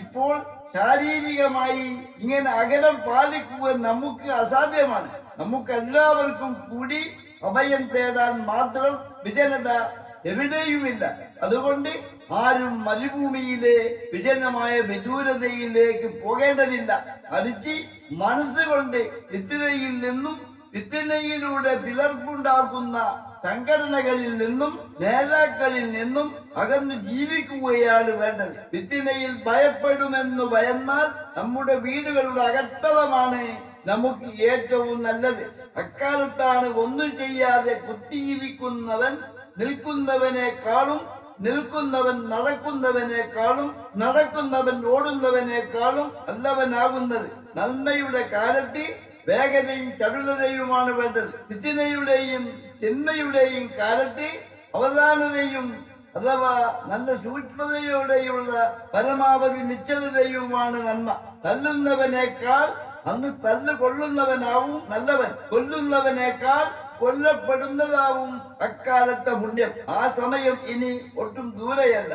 നിങ്ങളുടെ കൺപുരികത്തിൽ തട്ടുമാറി അടുത്തിരിക്കുന്നുവെന്നും മനസ്സിലാക്കുക. ഇന്ന് സംഘടനകൾ വിശ്വാസികളിൽ നിന്ന് വലിയൊരളവ് ഈമാൻ മാത്രമല്ല തഖ്വയും നഷ്ടപ്പെടുത്തുന്നുണ്ട്. ഇപ്പോൾ നിലവിലെ സംഘടനാ പ്രവർത്തനങ്ങളെല്ലാം പരിശുദ്ധ ദീനിന്റെ പൂർണ്ണതയ്ക്കു വേണ്ടിയാണോ പ്രവർത്തിക്കുന്നത്? ദീനീ പ്രവർത്തനമാണ് സംഘടനകൾ ഉദ്ദേശിച്ചിരുന്നതെങ്കിൽ അവർ പരസ്പരം പുലർത്തുന്ന അസഭ്യത്വം അഥവാ പക്ഷപാതം അവരവർക്ക് ഇഷ്ടപ്പെടുന്ന ഒരു വിഭാഗം സംഘടനയ്ക്ക് വേണ്ടി മാത്രം വാദിക്കുന്നതും തുടരുമായിരുന്നില്ലല്ലോ. ഇപ്പോൾ സകാത്ത് പോലും ഓരോരുത്തരും അവരവരുടെ സംഘടന അടിസ്ഥാനത്തിലാണ് മുൻഗണന നൽകി വിതരണം ചെയ്യുന്നത്. എന്നാൽ സകാത്തി വിശ്വാസി സമൂഹങ്ങളിൽ അർഹതപ്പെട്ടവർക്ക് സംഘടന വേർതിരിവില്ലാതെ നിർബന്ധമായും നൽകേണ്ടതാണ്. എന്റെ സംഘടനയിൽ പെട്ടവരില്ലാത്ത മറ്റു സംഘടനയിൽ പെട്ടവർ ആരും മുസ്ലിമീങ്ങളല്ല എന്നാണോ ഇവർ മനസ്സിലാക്കുന്നത്? അതെ, അവർ മതത്തിനുള്ളിൽ തന്നെ ഒരു മുന്നണി രൂപീകരിക്കും. ഇങ്ങനെയാണ് മുൻകാമികളായ പ്രവാചകന്മാരുടെ അനുയായികൾ പിഴച്ചത്. നമ്മുടെ തൊട്ടടുത്ത കുടുംബത്തേക്കാൾ ഇരു ലോകത്തും നമുക്ക് വേണ്ടപ്പെട്ടതാണ് നമ്മുടെ സംഘടന എന്ന ബോധത്താൽ സംഘടന ആവശ്യപ്പെടുമ്പോൾ അകമഴിഞ്ഞ് സംഭാവന നൽകുന്നു. പുത്തൻവാദികളും പഴമക്കാരുമായി വിവിധ തട്ടുകളിലായി അറിയപ്പെടുന്ന പല മുസ്ലിം സംഘടനകളും ഇപ്പോൾ ഈ വഴിക്കാണ് പോകുന്നത്. പരസ്പരം വിവാഹം നിഷിദ്ധം, പള്ളിയും മദ്രസയും ഇമാമത്തും ജനാ പറയുന്നതും നിഷിദ്ധം. ചിലരൊക്കെ ജനാസയിൽ പങ്കെടുക്കുന്നത് പോലും നിഷിദ്ധമാക്കിയിട്ടുണ്ടത്രേ. അവരെ വിട്ടേക്കൂ. അവർക്ക് പരസ്പരം യോജിച്ചു പ്രവർത്തിക്കാനാവുന്നില്ലെങ്കിൽ സാധാരണക്കാർ എന്തിന് അവരോട് യോജിക്കണം? അതെ, അവരുടെ പരസ്പരമുള്ള വിയോജിപ്പിനോട് മനസ്സുകൊണ്ട് വിയോജിപ്പ് രേഖപ്പെടുത്തി അവരിൽ നിന്ന് കലഹം കൊണ്ടല്ല മനസ്സുകൊണ്ടും വാക്കുകൊണ്ടും സമദൂരം പാലിക്കുക.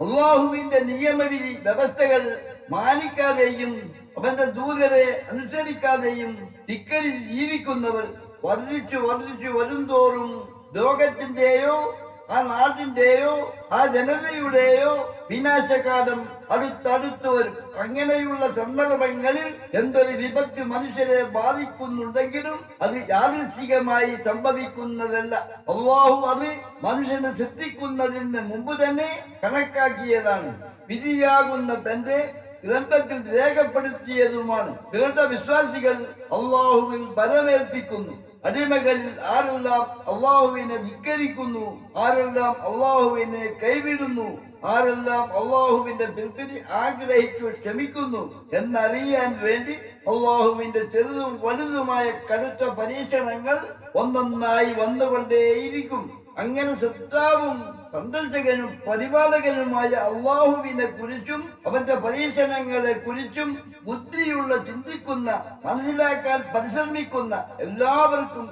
അള്ളാഹു മനസ്സിലാക്കി കൊടുക്കുന്നു. മനുഷ്യന്റെ ഓരോ പ്രവൃത്തിയും ഓരോ ലക്ഷ്യത്തോടെയായിരിക്കും. എന്നാൽ പ്രപഞ്ചം അഖിലവും സൃഷ്ടിച്ച് അവയിൽ അനേകായിരം ജീവജാലങ്ങളെ അധിവസിപ്പിച്ച് മനുഷ്യന് ആവശ്യമായ എല്ലാ സജ്ജീകരണങ്ങളും ഇവിടെ ഒരുക്കി വെച്ച ശേഷമാണ് അള്ളാഹു മനുഷ്യനെ സൃഷ്ടിച്ചത്. മനുഷ്യൻ അവന്റെ അസ്തിത്വത്തെ കുറിച്ച് ചിന്തിക്കുകയാണെങ്കിൽ ഏതാനും വർഷങ്ങൾക്ക് മുമ്പ് താൻ ഇവിടെ ഇല്ലായിരുന്നു എന്ന് കാണാം. എന്തിനു വേണ്ടിയാണ് താൻ സൃഷ്ടിക്കപ്പെട്ടത്, എവിടെ നിന്ന് വന്നു, എവിടേക്ക് പോകുന്നു എന്നീ ചിന്തകൾ മരണത്തിന്റെ ശേഷമുണ്ടാകുന്ന യാഥാർത്ഥ്യങ്ങളിലേക്കാണ് ചെന്നെത്തേണ്ടത്.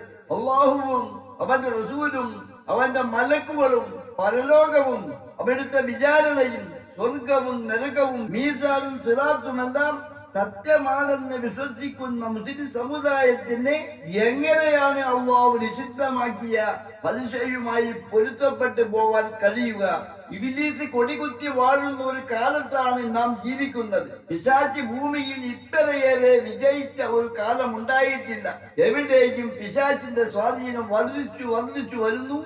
എല്ലാം അവന്റെ അധീനത്തിൽ. സമ്പത്ത്, ഭൂമി, വാർത്താവിനിമയോപാധികൾ, കല, സംസ്കാരം, സാഹിത്യം, സാങ്കേതിക വിദ്യ, വിദ്യാഭ്യാസം എന്നല്ല മതത്തിൽ വലിയൊരു ഗണം പണ്ഡിതന്മാർ വരെ എല്ലാം അവന്റെ അഥവാ ഇബ്ലീസിന്റെ പ്രഭാവത്തിൽ കീഴിലായി കഴിഞ്ഞു. ഇബ്ലീസിന്റെ ആധിപത്യം കൂടിക്കൂടി വരുമ്പോൾ അല്ലാഹുവിനുള്ള വിഹിതം, അതായത് അവനോട് മാത്രമായുള്ള പ്രാർത്ഥനയും അവന് മാത്രമായുള്ള ആരാധനയും ഭൂമിയിൽ അതിനനുസൃതമായി കുറഞ്ഞു വരുന്നു. മനുഷ്യന്റെ പല വിധേനയുള്ള സമാധാനം ഇല്ലായ്മയുടെ ഇരുട്ടിനു കടുപ്പം കൂടിക്കൂടി വരുമ്പോൾ അല്ലാഹുവിന്റെ അനുഗ്രഹത്തിന്റെ വെളിച്ചം കുറഞ്ഞു വരുന്നത് പോലെയും ഭൂമി അനുഗ്രഹങ്ങളിൽ നിന്ന് ഓരോ പോയിന്റും സൂര്യമായി കൊണ്ടിരിക്കുന്നത് പോലെയുമാണ് ഈ അനുഭവം. മനുഷ്യർക്ക് മുമ്പ് ഭൂമിയിലും ഭൂമിക്ക് പുറത്തുമായി ഒരുപാട് സമൂഹങ്ങൾ നശിപ്പിക്കപ്പെട്ടിട്ടുണ്ട്.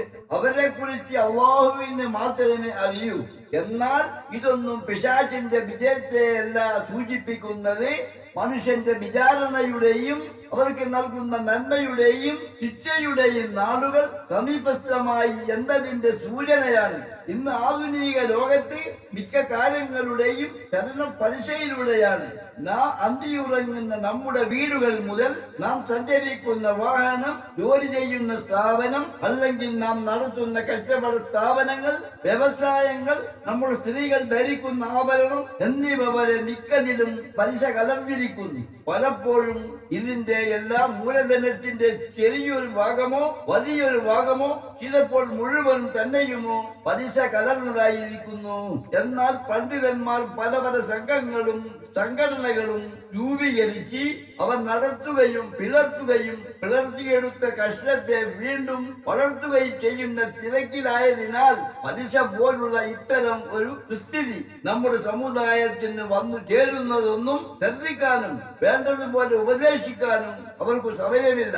ഓരോരുത്തരും അവരവരുടെ സംഘടന വളർത്താനുള്ള ഓട്ടത്തിലാണ്. നമ്മുടെ സംഘടന അള്ളാഹു തിരുപ്പതിപ്പെടുന്ന സംഘടനയാണെന്ന ഭാവനയോടെ കഴിയുന്ന അവരെ സംബന്ധിച്ചിടത്തോളം പലിശ വാങ്ങുന്നതും കൊടുക്കുന്നതും തിന്നുന്നതും ഒന്നും വലിയ കാര്യമാക്കുന്നില്ല. പലിശയിലെ ഒരു വിഹിതം പള്ളിക്കോ മദ്രസക്കോ കിട്ടിയാൽ അത് വേണ്ട എന്ന് പോലും പറയാൻ കഴിയാത്ത സംഘങ്ങളായി ചിലർ അധപ്പതിച്ചിരിക്കുന്നു. അവരെ വിടൂ, അവർ പഠിച്ചവരാണ്, അവർ പണ്ഡിതന്മാരാണ്. അവരോട് എന്ത് പറഞ്ഞാലും അവർ മസലകൾ ഉണ്ടാക്കും. അവരുടെ കാര്യം നോക്കാൻ അവർക്ക് അറിയുമായിരിക്കും. നാം സാധാരണക്കാരുടെ കാര്യം മാത്രം നോക്കിയാൽ മതി. ഹറാമും ഹലാലും കവനിക്കാതെയും ജീവിതം നയിച്ചു വഴി തെറ്റിപ്പോയ ഒരു വിഭാഗം പണ്ഡിതന്മാരാലും നേതാക്കളാലും ചിന്തിച്ചിതറി വീരം ചെയ്യിച്ച ഒരു സമുദായമാക്കിയാലും അല്ലാഹുവിന്റെ അനുഗ്രഹങ്ങൾ നിറഞ്ഞ കാരുണ്യ കടലായ പരിശുദ്ധ നീർ ഔദാര്യവാനായ അല്ലാഹു അന്റെ നാൾ വരെ ഉന്നതിയിൽ നിന്ന് ഉന്നതിയിലേക്ക് കുതിക്കുന്നതായി നിലനിർത്തുക തന്നെ ചെയ്യും. അതുകൊണ്ട് അല്ലാഹുവിനെ സൂക്ഷിച്ചും അവന്റെ റസൂലിനെ അനുസരിച്ചും അന്ത്യനാളിനെ ഭയപ്പെട്ടും ജീവിതം നയിക്കുന്ന അറിവുള്ളവരും അറിവ് കുറവുള്ളവരുമായ സാധാരണക്കാരായ സത്യവിശ്വാസികൾക്ക് തീർച്ചയായും അല്ലാഹുവിന്റെ കാവലും കരുതലും ഉണ്ടാകും. അതിനായി നിസ്വാർത്ഥമായി പ്രവർത്തിക്കുകയും ആത്മാർത്ഥതയോടെ പ്രാർത്ഥിക്കുകയും ചെയ്യുക. ഈ ദുസ്ഥിതിക്കു പകരം ഹലാലായ ദുസ്ഥിതിക്കു വേണ്ടി എല്ലായ്പ്പോഴും അല്ലാഹുവിനോട് പ്രാർത്ഥന നമ്മുടെ നെഞ്ചിൽ നിന്നുണ്ടാവണം.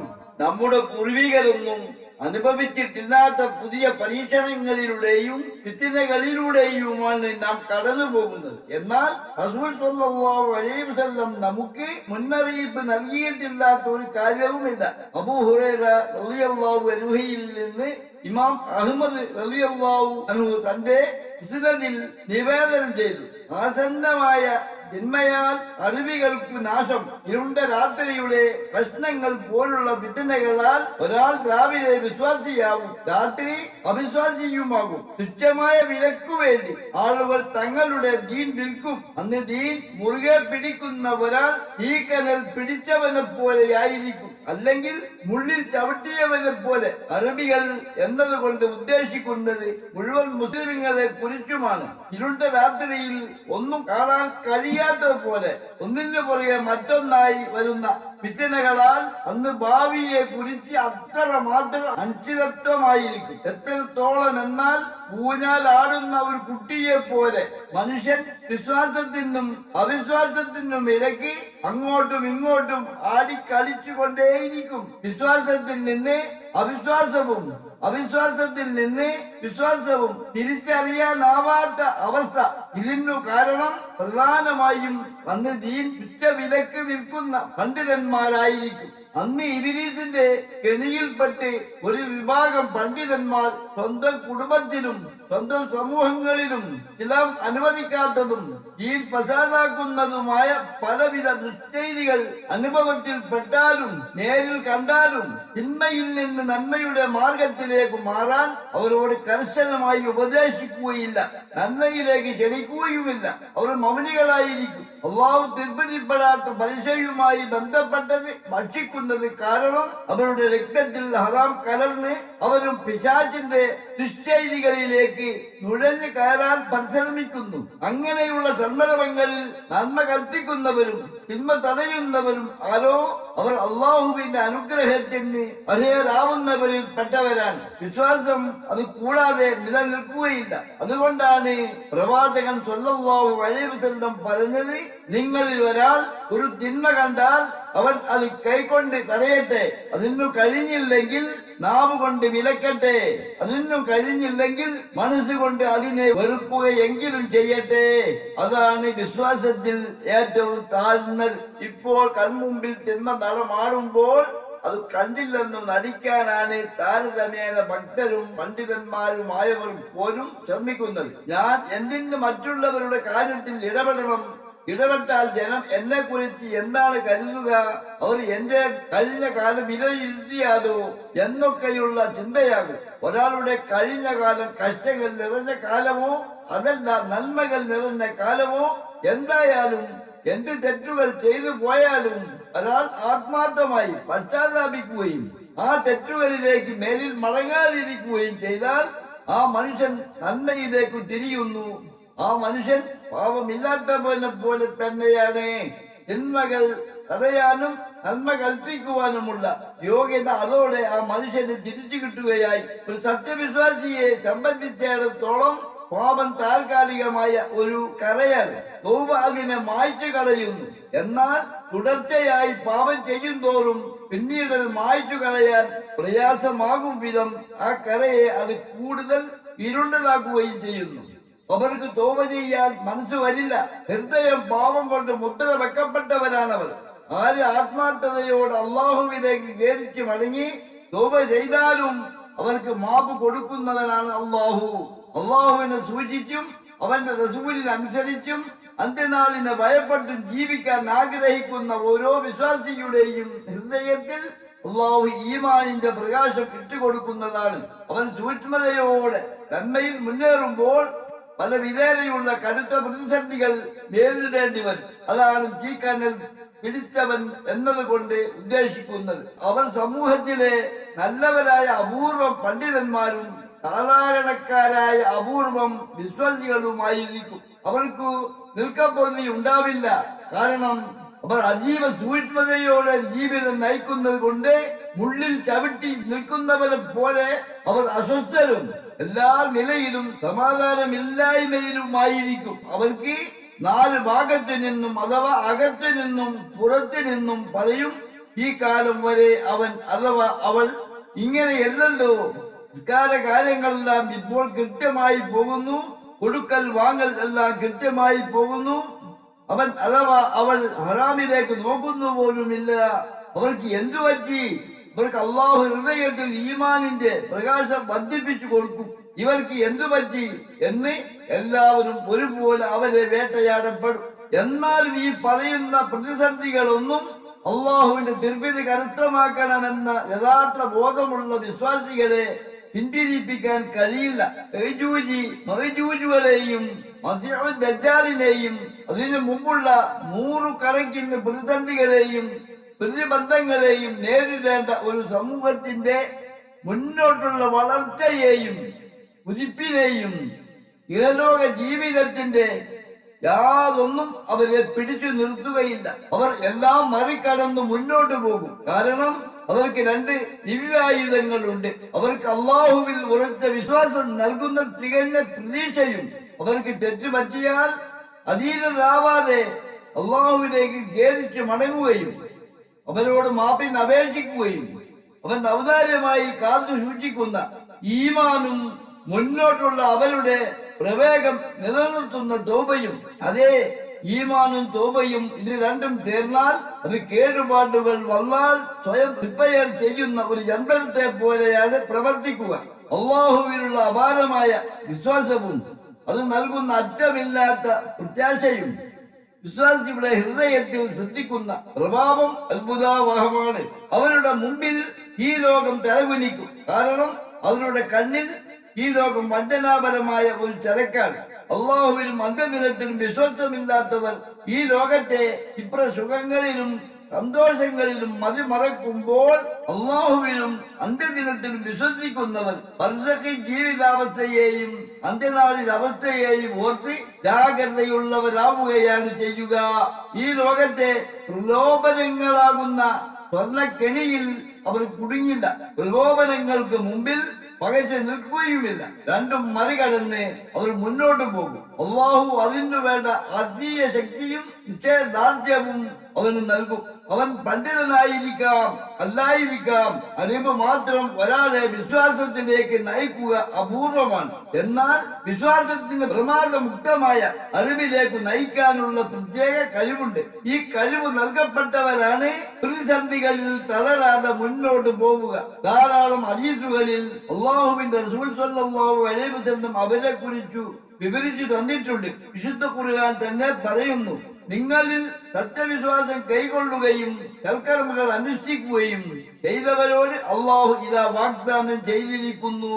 തീർച്ചയായും അവരുടെ മുൻകാമികൾക്കും പ്രാതിനിധ്യം നൽകിയതുപോലെ ഈ ഭൂമിയിൽ അവർക്കും പ്രാതിനിധ്യം നൽകുമെന്നും അവർക്കായി അവൻ തിരുപ്പതിപ്പെട്ട മതത്തെ അവർക്ക് ശക്തിപ്പെടുത്തി കൊടുക്കുമെന്നും ഭയത്തിനു ശേഷം അവർക്ക് നിർഭയത്വം നൽകുമെന്നും അവർ എന്നെ ആരാധിക്കുന്നു, എന്നോട് മറ്റൊന്നിനെയും പങ്കുചേർക്കുന്നില്ല എന്നതുകൊണ്ടാണ് ഇങ്ങനെ വാഗ്ദാനം ചെയ്തിരിക്കുന്നത്.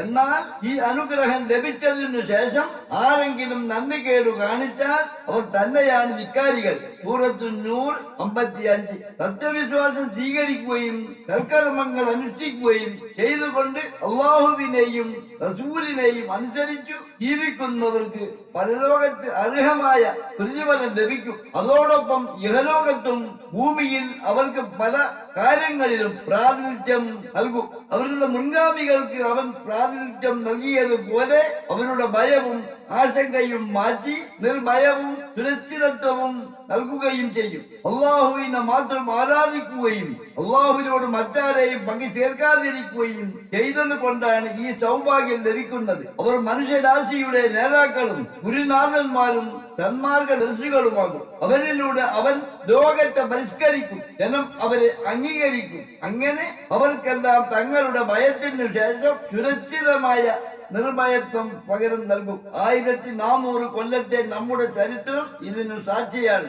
ഇന്ന് പല പല സംഘടനകളായി സമുദായത്തെ പരസ്പരം ഭിന്നിപ്പിക്കുകയും അങ്ങനെ അതിന്റെ എല്ലാം അടിസ്ഥാനത്തിൽ ഓരോരോ വിഭാഗീയതകൾ രൂപപ്പെടുകയും അവ പുതിയ സംഘടനകളും സംഘങ്ങളുമായി വളർന്നു പെരുകുകയും ചെയ്യുന്തോറും ഇസ്ലാമിക നിയമവിധി വ്യവസ്ഥകൾ സന്ദർശിക്കാൻ ആളില്ലാത്ത അവസ്ഥയിലേക്കാണ് സമുദായത്തിന്റെ സ്ഥിതിഗതികൾ വരുന്നത്. നമ്മുടെ മതസംഘടനകൾ ഒന്നടക്കം കാലഹരണപ്പെട്ടുകൊണ്ടിരിക്കുന്നതിന്റെ ലക്ഷണമാണ് ഏക സിവിൽ കോഡ് പോലുള്ള വിഷയങ്ങളിൽ നമ്മുടെ സ്വന്തം പുതുതലമുറയിലെ ഭിന്നസ്വരങ്ങളിൽ ഇന്ന് നാം കാണുന്നത്. ഇത് അവരുടെ കുറ്റമല്ല. അവരെ വേണ്ട വിധം മത നിയമ വിധികൾ പഠിപ്പിക്കാതെ വിട്ട രക്ഷിതാക്കളുടെയും മതസംഘടനകളുടെയും പിടിയിലമർന്ന മദ്രസകളിൽ പഠിപ്പിക്കുന്ന മത അധ്യാപകരുടെ വീഴ്ച തന്നെയാണ്. നിരക്ഷരരും അർദ്ധസാക്ഷരരുമായ മതപ്രബോധകർക്കും മതാധ്യാപകർക്കും ഇനിമേൽ പ്രസക്തിയില്ലെന്നാണ് പുതിയ ഈ കാലവും പുതിയ തലമുറയും തെളിയിക്കുന്നത്. ഇസ്ലാമിക നിയമവിധികളെ കുറിച്ചോ അവയുടെ സാങ്കത്യത്തെ കുറിച്ചോ ഒട്ടും അറിവില്ലാത്ത മുസ്ലിം കുട്ടികൾക്ക് അവരവരുടെ മഹല്ല കമ്മിറ്റികളും ഹാദിമാരും അവരവരുടെ രക്ഷിതാക്കളും കൂടി ഇരുന്ന് ഇസ്ലാമിനെ കുറിച്ചും അതിന്റെ അടിസ്ഥാന ആദർശ വിശ്വാസങ്ങളെ കുറിച്ചും സംസ്കാരത്തെ കുറിച്ചും മറ്റുള്ളവരിൽ നിന്നു തികച്ചും വ്യതിരിക്തമായ മുസ്ലിം വ്യക്തി നിയമത്തെ കുറിച്ചും അവർക്ക് മനസ്സിലാക്കാനാവുന്നത് പോലെ ബോധം നൽകുന്നതിൽ നമ്മുടെ മദ്രസ പാഠ്യ പദ്ധതികളിലെയും മതബോധന രീതികളിലെയും അപര്യാപ്തകളെ കുറിച്ചും ഗൗരവമായി ചിന്തിക്കുകയും പരിഹാരം കാണുകയും ചെയ്തില്ലെങ്കിൽ അത് ഗുരുതരമായ സ്ഥിതിവിശേഷത്തിലേക്ക് നയിക്കും. ഇതിന് കുട്ടികളെ പഴിച്ചിട്ടു കാര്യമില്ല. അവർ അഭിനവ ജാഹിലിയ്യത്തിന്റെ കാലത്തുള്ള പുതിയ തലമുറയാണ് എന്ന് കുറ്റപ്പെടുത്തിയിട്ടും കാര്യമില്ല. എന്നാൽ ഇസ്ലാം എന്ന് അവർക്ക് മനസ്സിലാവുന്ന ഭാഷയിൽ പഠിപ്പിക്കുന്നതിൽ മതസംഘടനകൾ ഒന്നടക്കം പരാജയപ്പെടുന്നു എന്നാണ് പുതിയ ഈ തലമുറയുടെ പ്രതികരണം തെളിയിക്കുന്നത്. അള്ളാഹുവിന്റെ നിയമവിധി വ്യവസ്ഥകളും ഇസ്ലാമിക ചട്ടക്കൂടും ഇഷ്ടപ്പെടുന്ന മുസ്ലിം സമൂഹം അത് ഗൗരവമായി തന്നെ കാണണം. അവന്റെ ദീൻ അനുശാസിക്കുന്ന നിയമങ്ങളുടെ ഗുണങ്ങളെ ഏറ്റവും കൂടുതൽ അറിയുന്നവൻ അള്ളാഹുവാണ്. ആ ഗുണങ്ങളുടെ 100% നമുക്ക് പ്രത്യക്ഷ കാഴ്ചയിൽ മനസ്സിലായില്ലെങ്കിലും പരോക്ഷമായി അതിന്റെ ഗുണങ്ങൾ നമുക്ക് മനസ്സിലാക്കാൻ കഴിയും.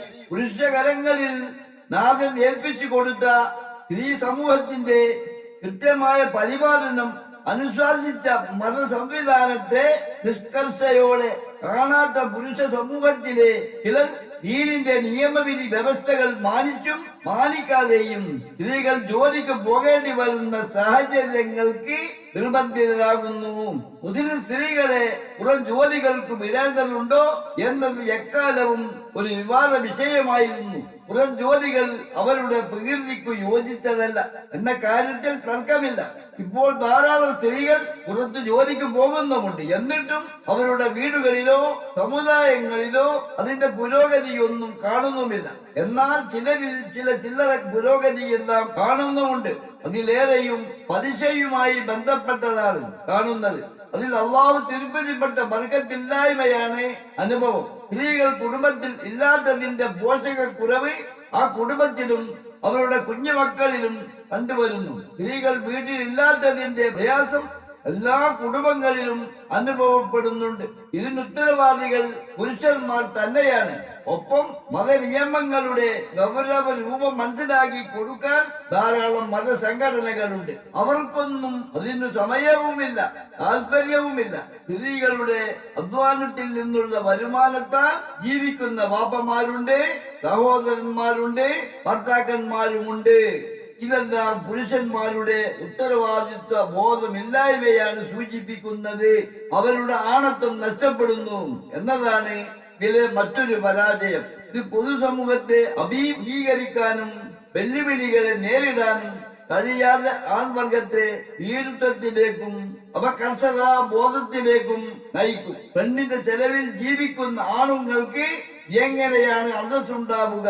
ഇസ്ലാം സ്ത്രീകളെ ഉദ്യോഗസ്ഥകളും ഭരണാധികാരികളുമാക്കുന്നതിനെ പൊതുവെ പ്രോത്സാഹിപ്പിക്കുന്നില്ല എന്നാണ് പണ്ഡിതന്മാർ പറയുന്നത്. കാരണം അത് സ്ത്രീകളുടെ പോരായ്മയെയല്ല, ആ സമൂഹത്തിലെ പുരുഷ പ്രജകളുടെ കൊള്ളരുതായ്മയെയാണ് തുറന്നു കാണിക്കുന്നത്. ഭാവിയിൽ അത് വർദ്ധിക്കാനാണ് ഇല്ല. മുമ്പൊക്കെ 10ഉം 20ഉം അംഗങ്ങളുള്ള കുടുംബത്തെ ഒറ്റ പുരുഷൻ അധ്വാനിച്ച് പോറ്റിയിരുന്നു. ഇപ്പോൾ പിതാവും മാതാവും 1ഓ 2ഓ മക്കളുമുള്ള കുടുംബത്തെ പോറ്റാൻ പോലും അവർക്ക് കഴിയാത്തതായിരിക്കുന്നു. ഭാര്യയും ഭർത്താവും ഒരുമിച്ച് ജോലിക്ക് പോയിട്ടും കടബാധ്യതയിൽ മുങ്ങി പലരും ജീവൻ ഒടുക്കുക വരെ ചെയ്യുന്നു. അപ്പോൾ എവിടെയോ എല്ലാ അനുഗ്രഹവും നഷ്ടപ്പെടുന്നു എന്ന് വ്യക്തം. ജീവിതത്തിൽ എന്തിന് മുൻഗണന നൽകുന്നു എന്നതിനെ ആശ്രയിച്ചാണ് മുസ്ലിം സ്ത്രീകളെ ജോലിക്ക് വിടേണ്ടതുണ്ടോ എന്ന് തീരുമാനിക്കപ്പെടുന്നത്. നിങ്ങൾ ഈ ജീവിതത്തിൽ പണക്കാരും സുഖലോലുപരുമാകാനാണ് ഉദ്ദേശിക്കുന്നതെങ്കിൽ നിങ്ങളുടെ തീരുമാനം ഇതിനനുകൂലമാകാതെ കഥമില്ല. നിങ്ങൾ അതിനുവേണ്ട ന്യായവാദങ്ങളിലേക്ക് ചായും. ഇഹലോകത്തെ മിതത്വവും പരലോക വിജയവുമാണ് ഉദ്ദേശിക്കുന്നതെങ്കിൽ പാപ്പയാണെങ്കിലും സഹോദരനാണെങ്കിലും ഭർത്താവാണെങ്കിലും സുബൈസ്കാരം കഴിഞ്ഞു അവരവരുടെ സൗകര്യമനുസരിച്ച് അവരവരുടെ തൊഴിലുകൾക്കോ ഏർപ്പാടുകൾക്കോ വേണ്ടി പുറപ്പെടുകയും പരിശ്രമിക്കുകയുമാണ് ചെയ്യേണ്ടത്. തീർച്ചയായും അള്ളാഹു എല്ലാം സൂക്ഷ്മമായി കാണുന്നു, അള്ളാഹു എല്ലാം സൂക്ഷ്മമായി കേൾക്കുന്നു. അവൻ പരാജയപ്പെടുകയില്ല. ചില സന്ദർഭങ്ങളിൽ ചെറിയ ചെറിയ പരീക്ഷണങ്ങൾ ഉണ്ടാവാം, ചില സന്ദർഭങ്ങളിൽ വലിയ പരീക്ഷണങ്ങളും ഉണ്ടാവാം. എല്ലാം ക്ഷമിച്ചുകൊണ്ട് അള്ളാഹുവിൽ വരവേൽപ്പിച്ചു ജീവിതം നയിക്കുക. അവർ ഇഹത്തിലും പരത്തിലും വിജയികളാണ്. ഈ പറയുന്നതെല്ലാം അള്ളാഹുവിലും അവന്റെ റസൂലിലും വിശ്വസിക്കുന്ന മുസ്ലിം സമുദായത്തിൽപ്പെട്ടവരെ കുറിച്ചാണ്. മുസ്ലിം സമുദായത്തിൽപ്പെട്ടവരാണെന്ന് വായ കൊണ്ട് പറയുകയും അള്ളാഹുവിനെയും അവന്റെ നിയമവിധികളെയും ചിലതിലെല്ലാം അനുസരിച്ചും ചിലതിലെല്ലാം ധിക്കരിച്ചും ജീവിതം നയിക്കുന്നവരാണെങ്കിൽ അവർ വാപ്പയും ഉമ്മയും മോനും മരുമകളും മോളും മരുമകനും ചെറിയ കുട്ടികൾ ഉണ്ടെങ്കിൽ അവരെ ബേബി കെയർ പോലുള്ളവയിൽ ഏൽപ്പിച്ച് ജോലിക്ക് പോയാലും എത്ര കാശ് കിട്ടിയാലും താൽക്കാലികമായി സന്തോഷം ഉണ്ടാവുമെങ്കിലും അവരുടെ മനസ്സിന് സമാധാനമുണ്ടാകില്ല. ശരീരത്തിന് എന്തെല്ലാമോ അസ്വസ്ഥതയും ബാങ്ക് കടവും മറ്റുമായി അങ്ങനെ ഞെരുങ്ങി ജീവിതം മുന്നോട്ട് നയിക്കേണ്ടി വരും. അവർക്ക് ഈ ലോകവും പരലോകവും പരാജയം തന്നെ.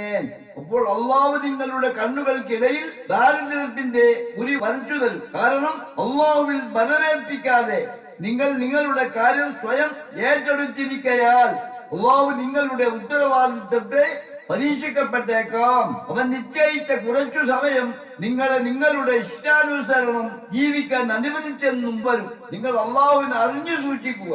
നബി സല്ലല്ലാഹു അലൈഹി വസല്ലമയുടെ കാലത്ത് സ്ത്രീകൾ അവരുടെ ഭർത്താക്കന്മാരുടെ കൂടെയും മഹറം ആയ മറ്റുള്ളവരുടെ കൂടെയും പല യുദ്ധവേളകളിലും പങ്കെടുത്തിട്ടുണ്ട്.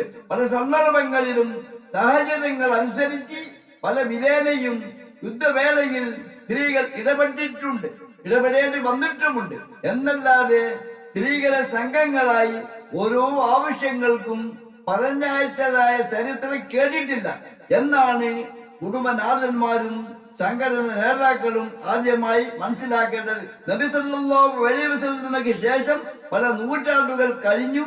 എന്തെങ്കിലും ആവശ്യങ്ങൾക്ക് സ്ത്രീകൾ സംഘങ്ങളായി പുറപ്പെട്ടു പോയി എവിടെയെങ്കിലും എന്തെങ്കിലും കാര്യങ്ങൾ നേടിയെടുത്തതായും രേഖകളിൽ കാണുന്നില്ല.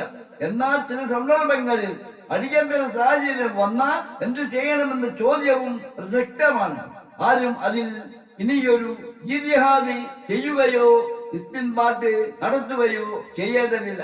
അതിനെല്ലാമുള്ള മാർഗദർശനവും മാതൃകയും നമ്മുടെ പാരമ്പര്യത്തിൽ തന്നെയുണ്ട്. അവ കണ്ടെത്തണമെന്നു മാത്രം ഇത്തരം സാഹചര്യങ്ങളിൽ ശ്രദ്ധിക്കേണ്ട ചില പോയിന്റുകൾ മാത്രം. ഒന്ന്, പ്രതിസന്ധിയുടെ ആഴവും പരപ്പും അടിയന്തര സ്വഭാവവും അനുസരിച്ചാണ് ഏതു പ്രശ്നത്തിലും തീരുമാനമെടുക്കേണ്ടത്. രണ്ട്, നിർബന്ധിത സാഹചര്യങ്ങളിൽ നിഷിദ്ധമായത് പോലും അനുവദനീയമാകും. സ്ത്രീകൾ പുറത്തിറങ്ങുന്നത് ഹറാമാണ് എന്ന് വിധിയുണ്ടെങ്കിൽ പോലും നിർബന്ധിതാവസ്ഥയിൽ അവർക്ക് പുറത്തിറങ്ങാം. മൂന്ന്, ചില അടിയന്തര ഘട്ടത്തിൽ സ്ത്രീകൾക്ക് അവരുടെയും അവരുടെ കുട്ടികളുടെയും ആത്മരക്ഷയുടെ കാര്യം ഏറ്റെടുക്കാം. ഇത്തരം ഘട്ടങ്ങളിൽ ശുദ്ധീകരിക്കാതെ വെറുതെ ഇരിക്കാൻ അനുവാദമില്ല. നാല്, പ്രശ്നങ്ങളൊന്നും പുതിയ പത്മകൾ ആവശ്യമായവയോ അല്ല. ചിഹ്നത്തിൽ തന്നെ ഇതിന് മാതൃകയുണ്ട്. ഈമാനും ബുദ്ധിയും വിവേകവും തന്ത്രവും ധൈര്യവും പുരുഷന്മാർക്കു മാത്രമല്ല സ്ത്രീകൾക്കുമുണ്ട്. ഒരു പക്ഷേ നമ്മേക്കാൾ ഈമാനും വിവേകവും ഉള്ളവരും അവരുടെ കൂട്ടത്തിൽ കണ്ടേക്കാം. മാഷാ അല്ലാഹ്, അവർക്കറിയാം വേണ്ടി വന്നാൽ സ്വയം എങ്ങനെ സൂക്ഷിക്കണമെന്നും എന്തു ചെയ്യണമെന്നും. സർവോപരി അവർ നമ്മുടെ ഉമ്മമാർ കൂടിയാണ്. വെറും ഭാര്യമാരല്ല. അവരുടെ വില കുറച്ചു കാണാൻ നമുക്ക് പാടില്ല. സ്വന്തം കുഞ്ഞി ഉപദ്രവിക്കപ്പെടുമ്പോൾ ജീവൻ കളഞ്ഞും ശത്രുവെ തുരത്താൻ തുനിയാത്ത ഏതെങ്കിലും ജന്തുവിനെ കണ്ടിട്ടുണ്ടോ? ഒരു മൃഗത്തിന്റെ സഹജീവി സ്നേഹമെങ്കിലും നമുക്ക് ആവശ്യമല്ലേ? അതിൽ നമ്മുടെ സ്ത്രീകൾ പങ്കാളികളാവാൻ പാടില്ലെന്ന് എവിടെയും ഒരു വിലക്കും കാണുന്നില്ല. നമ്മുടെ സഹോദരങ്ങൾ വിവിധ നാടുകളിൽ അനുഭവിക്കുന്ന ദുരിതം നാം ആഘോഷമാക്കാൻ പാടില്ല. അള്ളാഹുവിനെ സൂചിച്ചും അവന്റെ റസൂലിനെ അനുസരിച്ചും അന്ത്യനാളിനെ ഭയപ്പെട്ടും ജീവിക്കുന്ന ഓരോ വിശ്വാസിയും അവർക്ക് വേണ്ടി പ്രാർത്ഥിക്കുകയും അവരോട് സഹതപിക്കുകയുമാണ് വേണ്ടത്. അതിനാൽ എല്ലായ്പ്പോഴും അള്ളാഹുവിലേക്ക് ഖേദിച്ച് മടങ്ങുക. അള്ളാഹുവിനെ അറിഞ്ഞു ജീവിക്കാൻ പരിശ്രമിക്കുക. അള്ളാഹു നൽകുന്ന കഠിനമായ പരീക്ഷണങ്ങളിൽ നിന്നു നമ്മെയും അവരെയും ഒഴിവാക്കി തരാൻ ഏറ്റവും വലിയ സമരായുധം അറിയുക. അള്ളാഹുവോട് അകമഴിഞ്ഞ് പ്രാർത്ഥിക്കുകയും അവനിലേക്ക് പശ്ചാത്താപിച്ച് മടങ്ങുകയും മാത്രമാണ്.